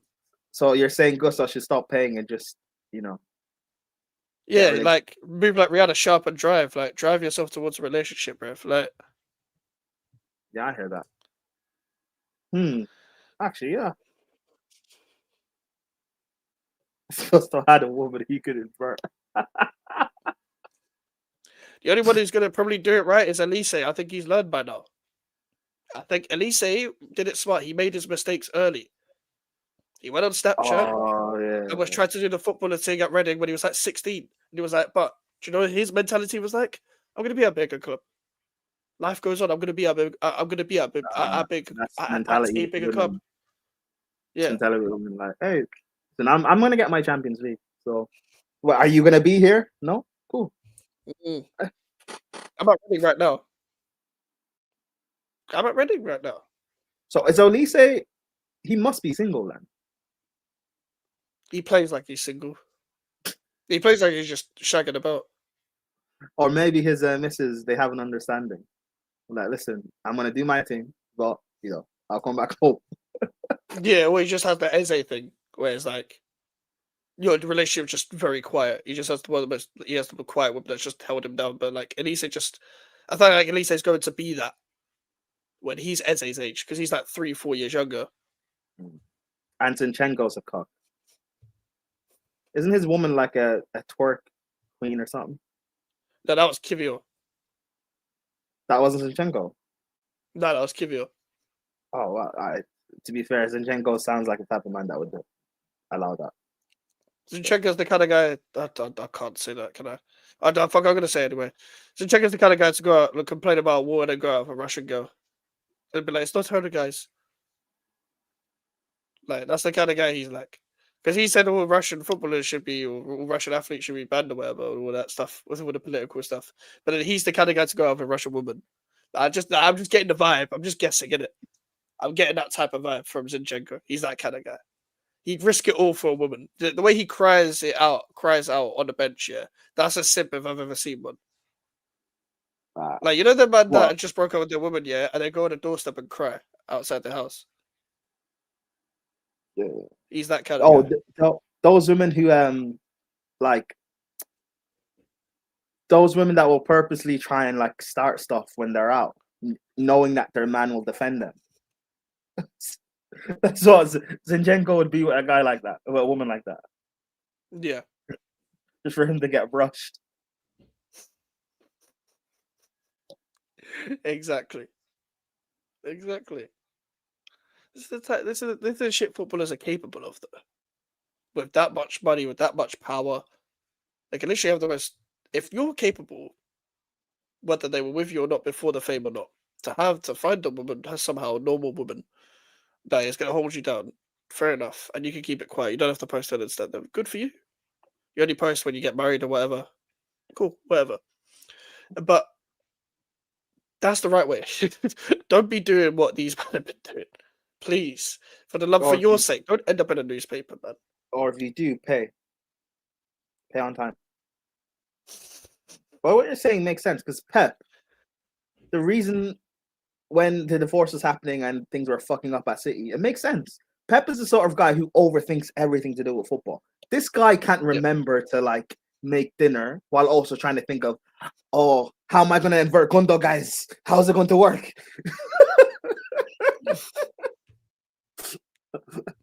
How am I going to play Edison as a false nine? Ooh, you can't remember to make dinner. He's burnt the dinner, bro. Yep. Facts. That's the problem. And this is the thing. That's why he digged his nails into his face. Like, he's like, I'm on a losing streak, and I've just been potentially going to be divorced. He literally got back with her. He got back with her. So they're calm now. You know, anyone at Arsenal getting found out being a client saying, getting sold. Yes. Okay. Oh no, they have no. Madueke probably fixed up in it. They have no clients. They can't do that, bro. They can't do that. It's a cult there. Like the Wake is not injured, bro. Pep Arteta just said, listen, you're benched. Until you get a girlfriend, you're benched. Arteta is that sort of guy. I could never imagine that guy getting married, bro. Arranged marriage, bro. Madueke on an arranged marriage thing. Oh my days. Yeah, listen, he's Maya Jama. No, I don't think Maya Jama. Not him married to Maya Jama. The party is on the allegedly. I think he's on a different list, but yeah.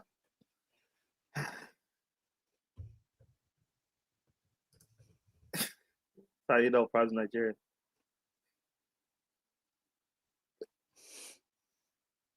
You know, I can't even make the joke. No. I can't make the joke. Backstage. Oh my days. All I'm saying is, AJ, don't send for me. What is it poet said? Hey, if I get personal, you won't be in the group chat anymore. He's not gonna get that reference. Hey, he He's won't not get gonna get wild. that He won't get what the personal is. He won't go. Actually, AJ, if you're smart, you would know. But you're AJ, so probably not. Bro, fucking hell. Big up face. But that's the thing. Like, what's it called? This whole client thing, yeah. It better not become a trend. Because if there's certain footballers who were born in the wrong era in terms of this, it lucky could have ruined some world class careers. Like Imagine, not even world class. Imagine Balotelli now. oh my, so who would Balotelli be going for? Which are the like? Balotelli Laurie Harvey. Balotelli would have. Oh well, yeah. He would have gone through like Cardi, Ice Spice. Oh God.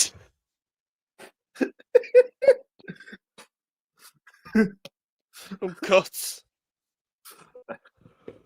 Hey, John Terry in this era, yeah. John Terry will be dating fucking chicken shop girl, bro. Chicken shop girl, yeah. Oh fucking whatever the American version is. I forgot her name. The boring one. There's an American version. Well, it's like she copied the aesthetic of like being like deadpan. I forgot her name. She did like interviews with rappers and shit. I don't remember her name. She's kind of like an industry plant. Well, not kind of. Terry probably would have shagged the actress. Well, maybe he has. Who knows? Oh my God. I can't say what I was about to say. There's someone else Terry would have gone for. Nah, he wouldn't have shagged her. I don't think it's his type. No, not her. Not her. Put in the private chat. Don't read it out loud. I won't. Oh yeah. Hey, I'll be real. A lot of Chelsea players probably. A player in general, I should say, not just Chelsea. Hey, Joey Barton in this era would be Thomas Partey. Yeah, he'd be protected. Adam Johnson in this era. Adam Johnson in this era would have got a case much earlier. Much earlier. Who the fuck is this? Eva Cañero. She used to be Chelsea's physio. The Jose Mourinho woman. Fired... the Mourinho, yeah. Jose fired her in 2016. Oh, I never knew her name. Nah, I mean, I know SCN probably did. Bro, I got a few of the Chelsea players. I can, yeah. SCN was whining on her, bro. It's a celebrations, bro. Bro, SCN, Costa, I know for sure. Terry probably tried.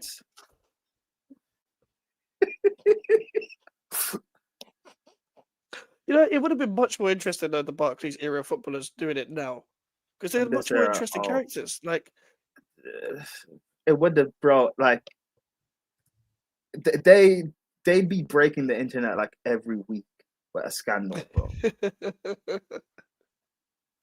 Hey, people like Craig Bellamy, he has a scandal in him.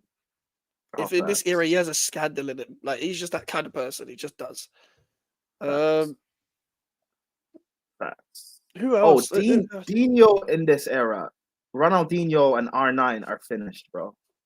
Oh, all the Brazilians. I'll be real. I don't think they'd win Ballon d'Ors in this era. With the women around, I don't think they'd get to win a Ballon d'Or, bro. They wouldn't. You know who would have been terrible in this era, yeah? Because this man, he stayed at his club to smoke shisha because he liked the shisha places in this area, and he was shit. And he was a very good like talent, but if he applied himself properly, he would have been really good, not world class, but really good. So in this era, he would have been fucked with social media and out-rapped. He would have been fucked. That's all right. Oh He god. would have moved mad because that man just literally he rejected Liverpool to stay in West London for the shisha. And especially how, like, if you have one good season, you can get a big move. Chelsea would have bought him from QPR in this era, bro.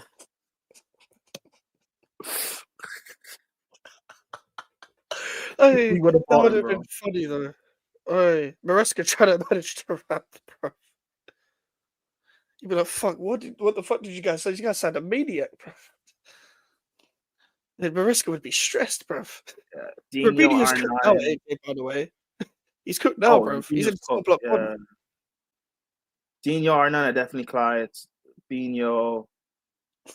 There was rumors about Beckham. Apparently, like he cheated on her or whatever. Yeah, there was definitely like they tried to cover that in a documentary in terms of like they tried to make out like he didn't do shit, but I don't know, man. Something's fishy. Something's fishy. Something's going on. Because Like, no offense to Victoria, but she's not. You're like what, the most famous man, or arguably most famous man athlete on the planet, and you go for her. No offense, bro, but like there's a secret there. back then though, she wasn't bad. Oh no, I know, but I'm just saying, even for back then, it's like she's the best. You can get. And to be fair, she wasn't even the best in her group. Thank you. She wasn't the best in her group. Simple. And that's not me saying that like just because she's a 10-10 means she's the best woman. But like, even if you're gonna go for like, a little lower, there's still, But this is don't what I was cancel saying me. to But, Jay. What? This is what I was saying to Jay though about James Ward-Prowse. You can't copy the Beckham thing because there's no pop stars to go for. You can't. There's no Spice Girls in this world anymore. The last Bro. like big girl group there was like Fifth Harmony and Little Mix.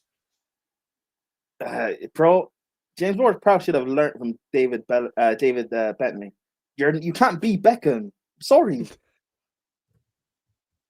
Like I keep telling people, not everyone's Van Dyke. You can't have waves, long hair, ponytail, a shape up, black spray, be mixed race, and 6'4". That doesn't exist, bro. Not everyone's Van Dyke. It's not everyone's Van Dyke. That's why exactly. Cole will have to drop his pride and get rid of the black spray. You can't be Van Dyke. It's cool. It's fine. Embrace the bush in your hair. Yeah. That's why Saliba needs to go back to being a cameraman. You're not Van Dyke, and it's fine. You're not Van Dyke. Hey, Saliba's lucky he's at Arsenal. There's another scandal there with him. He's lucky he's at client. Arsenal. He would have been a client. I'm not even saying client list. I'm talking about there's a scandal. The fact he was recording another player. There's something there, bro. I swear. There's something there. He's too French, man. He's just too that we French. don't know about. Like, he's way too French. He's capable of something bad. He's French. The only way we'll know is when he goes to Real Madrid. We're gonna have to wait like another 5 years. That first year at Real Madrid, something's gonna get exposed, bro. That's Saliba that we don't know about. So, like, this is what I'm saying. Like, Rio Ferdinand now would be mad. We already know what he's capable of. Yeah. But like, that's what the characters back then. Ravel Morrison would be fucking finished. Oh, he already had he that from the hood held him back, and fucking Sam Allardyce's agent. They were the ones that held him back. But now, with Instagram, Ravel would have been finished. I love Ravel. He would have been finished. Bro, Daniel Rooney would Sturridge. be gone. Oh, Rooney, fucking hell! Oh my god. But Sturridge was mad. No, but the type of guy Sturridge is. Oh, if we're gonna do that, then Micah Richards, Oh my god, he'd be fucked. bro. The way he's like his whole personality and stuff. I'm big up to Richards because he's brilliant. Not in terms of an actual, the tactical side, but he's a good personality as a pundit. Yeah, Bro, fantastic. Yeah. he'd be a 22, 23-year-old Micah Richards at like, where would he be at in the Prem right now? Well, he actually would have made it through City's academy. He would have been the Rico Lewis now. You think you think Pep could handle Richard? He would, well, if he could handle that type of personality, yes, he had Grealish. Yeah, He had and Grealish, Grealish bro. barely played. Yeah, but it wasn't because of that. It wasn't because of that. He still got along, like to an extent, outside like the playing time. Yeah, but Richard is good, but he's not like Grealish level talent. No, but neither is Rico Lewis. But he's there. Oh, true. Yeah. Like, Richard. by the way, Michael Richards got injured having sex. Yeah. Okay. He fell off his bed. He fell off his bed and went to the physio the next day and was like, I felt it in the game. So He had to lie. Tennessee would have gone from Tammy to Richards.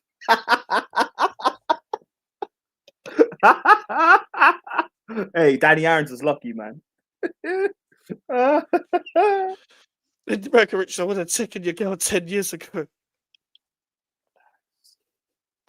Jesus Christ. No, Richards would go for. He would have tried to shoot a shot at Ice Spice and got rejected. He would have tried, bro. Oh. He would have. He'd be on the client list with Ruby Rose. He'd be on the client list with Ruby Rose. You'd have Ruby Rose would be at the Etihad.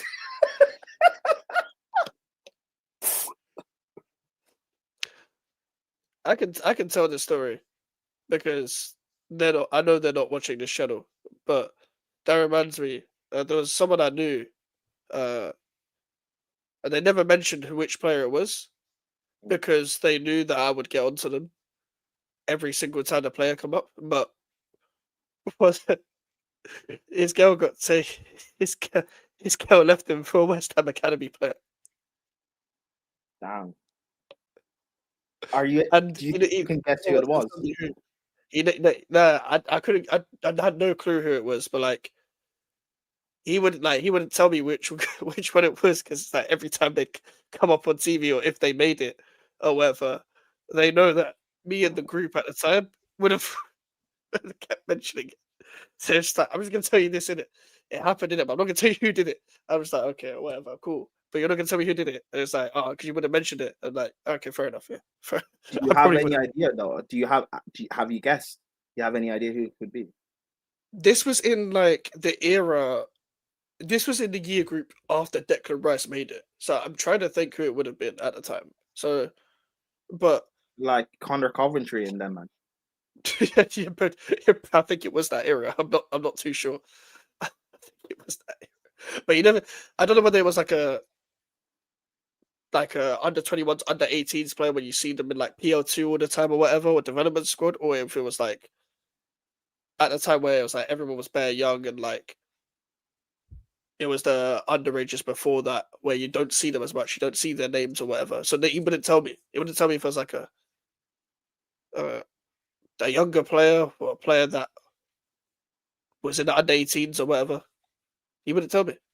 So it's too like out there. Because this was a few years ago, and you're in between the age of like you're just becoming like 16, 17, whatever, and then the girls are going after older guys as well at that age.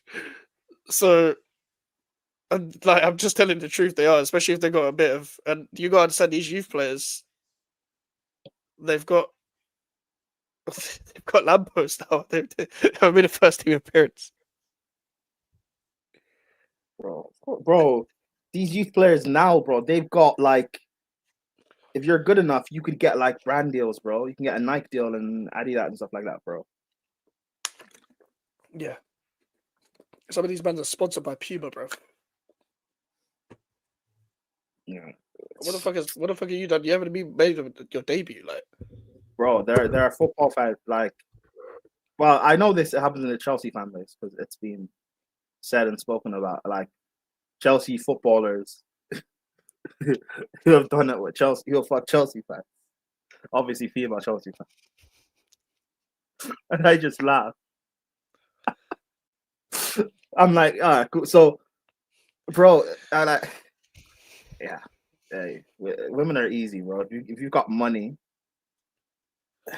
women are easy, bro. AJ makes a good point here, by the way. Jermaine Pennant, he would have been It's actually screwed. the most finished. Like, he was on fucking Jeremy Carl. Was he? Yeah, he was on Jeremy Carl. Oh, Pennant, he was on tag, no? Is he not playing football on tag? Yeah, something like that. Oh, speaking of tag, Dini in this era. Hey, and Dini already had a scandal. Like, his ex-girl making Instagram stories about it, about him moving on to another family or whatever. Dini was out here already. He would have been finished Dini as in well. this era, yeah. So I mean, need a Balotelli. Need a Balotelli. Balotelli in this era, man. Need a Balotelli. I need someone interested. Who's the Balotelli of this era? Who's the closest one? We don't have one.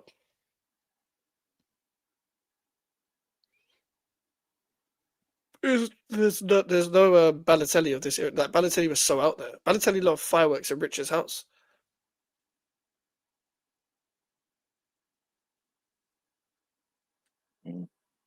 Like there's literally no striker, no midfielder, no defender that's as erratic as him. He's one of one. He's one of one. I respect it. I respect it. What? So you'd have a Balotelli at West Ham? No, West Ham. No. I want to watch from a neutral. Nah, actually, maybe you would need that because causing up some chaos to David Sullivan, you'd need that. If he set fireworks in Sullivan's house, then I get behind it. Innit? Balotelli knocking out Brady. I don't condone that. I don't condone it in it, but I agree with the person that did it.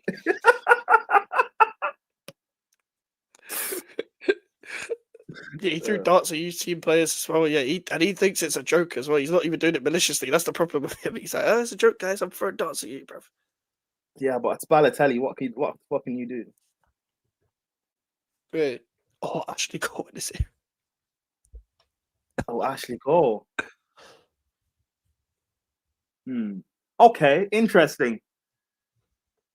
So Cheryl Cole was like the nation's sweetheart, national treasure.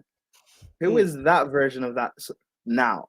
That'd be like marrying Maya Jama and divorcing her, basically, no? Is Maya Jama the best equivalent? We don't even have one. Again, we don't have one nowadays. So she probably is the closest one. Where's Olivia Rodrigo from? She's American. Or, well, Latina. Oh, okay. Yeah, it'd have to be Maya Jama. Duran. Oh my god, yeah. Duran. He's the closest. He is the closest one, you know. Gaza's fucked. Oh my god. He might be the most fucked one, him and George Best. Bro, some of these guys wouldn't be able to make it as footballers. That's the thing, though. Because their personalities, they just wouldn't be able to. They wouldn't progress through the ranks to be footballers. I guess I would have run through the whole Instagram feed. Like, any woman with over 10k followers, you would have run through. Bro. Oh my god. Bro, is there not a story about Maradona that he was shagging at halftime? I didn't know that. Is that not true? I didn't know that. I don't know. Bro, Paul Mercer as well was mad. Yeah. a proper betting alcoholic. All of this, like even Neymar, yeah. Who do you reckon is most likely to shag their sister now? Garnacho. Yeah, but he's got a family. Yeah, allegedly. Well, you think they're his? You think they're his? We've got another child, Felix Pedro Porro. Most likely to shag their sister. Are we talking about the, like, maybe not the level of Neymar, but are you talking about like world class talent or just like? I'm talking someone who's gonna shag their sister. Okay, so forget the talent. Yeah.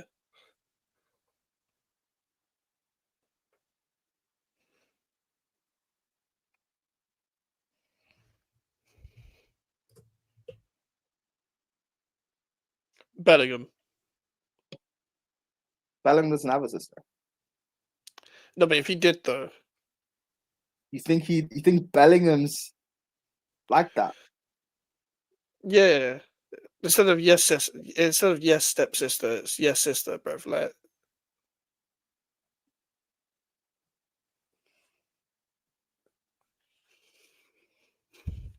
I think Bellingham's like Bellingham just seems like the type of cat. It's the first person that comes to my head. Can't like him. Yamal. Fuck is Yamal? Any man that's into midgets is probably into their sibling. Yeah, because Yamal's what, 18, 19? Yeah. At that age, how far gone do you have to be with your like kinks and fetishes to get all the way to midgets? I'm not too sure, you know. Because you're right. If you can do that, if you can have like a little people party, a dwarf party, at that point, Yeah. like, how close then are you to sister? Like, what's the separation? Because with Neymar, we don't know. He could have gone through everything. He was out in Brazil for so long, or not for so long. He left when he was like, what, 19, 20, something like that. Yeah, something like that. But he's been running Brazil, like this big talent, Neymar. Who knows? Neymar didn't grow up like Esteval, who's a church kid. So Neymar could have been doing stuff, but we didn't know about it. Social media is not the same it was now as it was back in like 2012, 2013, 2014. So who knows? Maybe Neymar was on stuff, and by the time he moved to Europe and he was at Barca, I missed the parties I used to have with my sister, guys. I don't know whether you've seen this year, but Yamal can relate to this. Yamal can relate to this still. Your mum and your sister, but your dad's normal. Yeah. Your dad's gone mad. Yeah. I needed credit for this. Your dad's gone mad. So he said that his mum and his sister are the dwarfs. Your mum and your sister, but your dad's normal. Yeah. Your dad's gone mad. Yeah. I needed credit for this. Your dad's gone mad. Your dad's on the dwarf thing. Guy mad. That's what I'm saying. Your dad. He's a dirtbag still. No, but he's a dirtbag. You know what dad's this guy. Did you beat a dwarf? Huh? Did you beat a dwarf? You would. Because you're asking me, would I? So you definitely would. That's so true, by the way. You know, when someone I've had ask you, would you beat a dwarf? You know they're thinking it like they want someone to. They want someone to join them with their philosophy. Would you beat a Yamal. dwarf? Yeah, Lamine Yamal, bro. Like, if you ever have a stinker, my favorite player right now. I'm posting that straight away. I'm posting that straight away. Your dad's on. You can't say that in front of him. If you say it in front of him, bro. Hey, Arnautovic. Oh my god, Arnautovic, yeah. By the way, Elijah, that's what, bro. Just cut it out the thing, and it'll be monetized. Cut it out the thing, and it'll be monetized. That's what I tried to tell you in the chat earlier. cut the bit out of the video, and it'll monetize. It'll go But back. hey, Elijah, thank you, bro. Thanks for the clip, bro. Thank you. Basically, that's why I explained in the group chat. Wait, it took the whole shit down. Oh shit. Oh damn. Oh, Hey, thanks, Jun. oh, Wait, so how was Jun able to upload it? I don't know. Because I was my watch along was able to stay up as well. My watch along's still there. So I don't know how that happened. I literally just cut it out, and then boom. Yeah, stream for 4 hours. Yeah, that's peak, man. You missed out. Missed out on a bit of extra watch hours still. Well, not watch hours, but extra, like, little bit of revenue from just like constant mid rolls from 4 hours is peak. Yeah, that shit got the WWE. They don't play around with their copyright. They do not play around with their copyright. It's peak. Hey, YouTube, allow Elijah, man. Hey, Mikes, you know YouTube. Tell them to allow Oh, Elijah. don't shut up.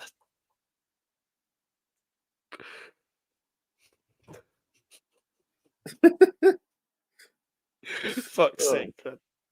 But I think we summed up footballers in this era, brother. The scandals would be much more interesting in the social media era if we had the Barclays man doing their thing. Bro, let's talk about like manager scandals. Like Fergie couldn't get away with throwing a boot at someone's face, bro. Nah, never. Or screaming at players in changing rooms. No, like, that would be all over social media.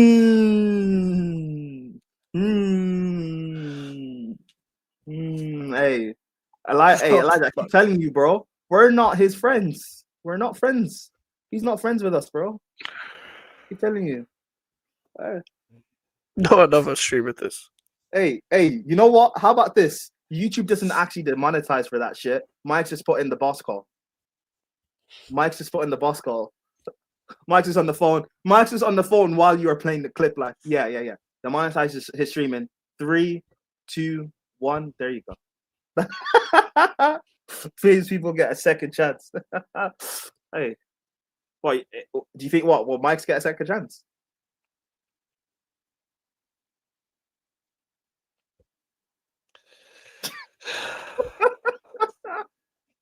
I don't know what you man want me to say to this bullshit anymore.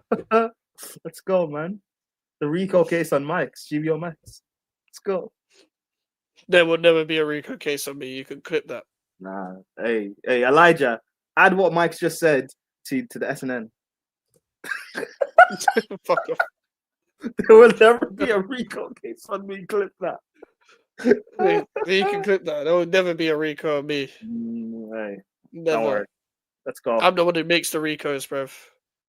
And follow me on socials at Latimus Prime because this is gonna get clipped by Elijah for the SNN. Thank you, guys. Don't cut that out to Elijah because I know what you're like. Don't cut that out.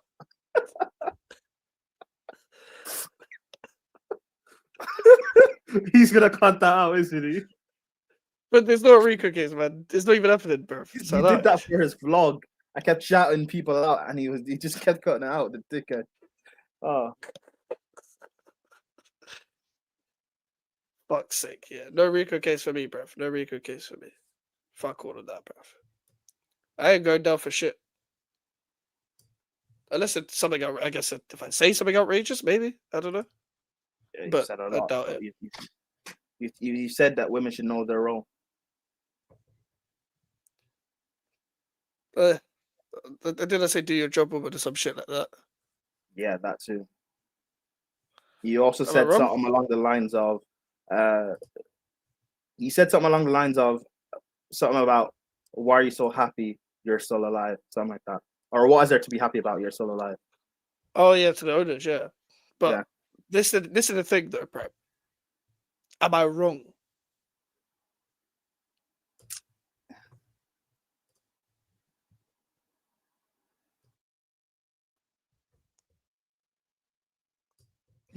Okay. See, there you go. Exactly. Asian, I was telling the truth. Hold on. You're gonna take female advice from I didn't say female advice. FaceTime guy. All right, man. Sorry. Okay. End the stream. Okay, yeah, end the stream. Okay. What? Listen, people, we're gonna end it there. Make sure to like and subscribe. I don't think there's anyone live right now that's like who is actually live. Sarcasm right City now? is live. Okay, Sports Q&A, innit? Sports Q&A. We're gonna redirect over to Flawless. Also, Gabriel being the Comment. best center back in the world is wrong. You don't agree with that? Yeah, of course it's wrong. All right, cool. Arsenal All right. fans think he is. Good for them. Go and say Mike Freedom Flawless chat. And yeah, take care and peace.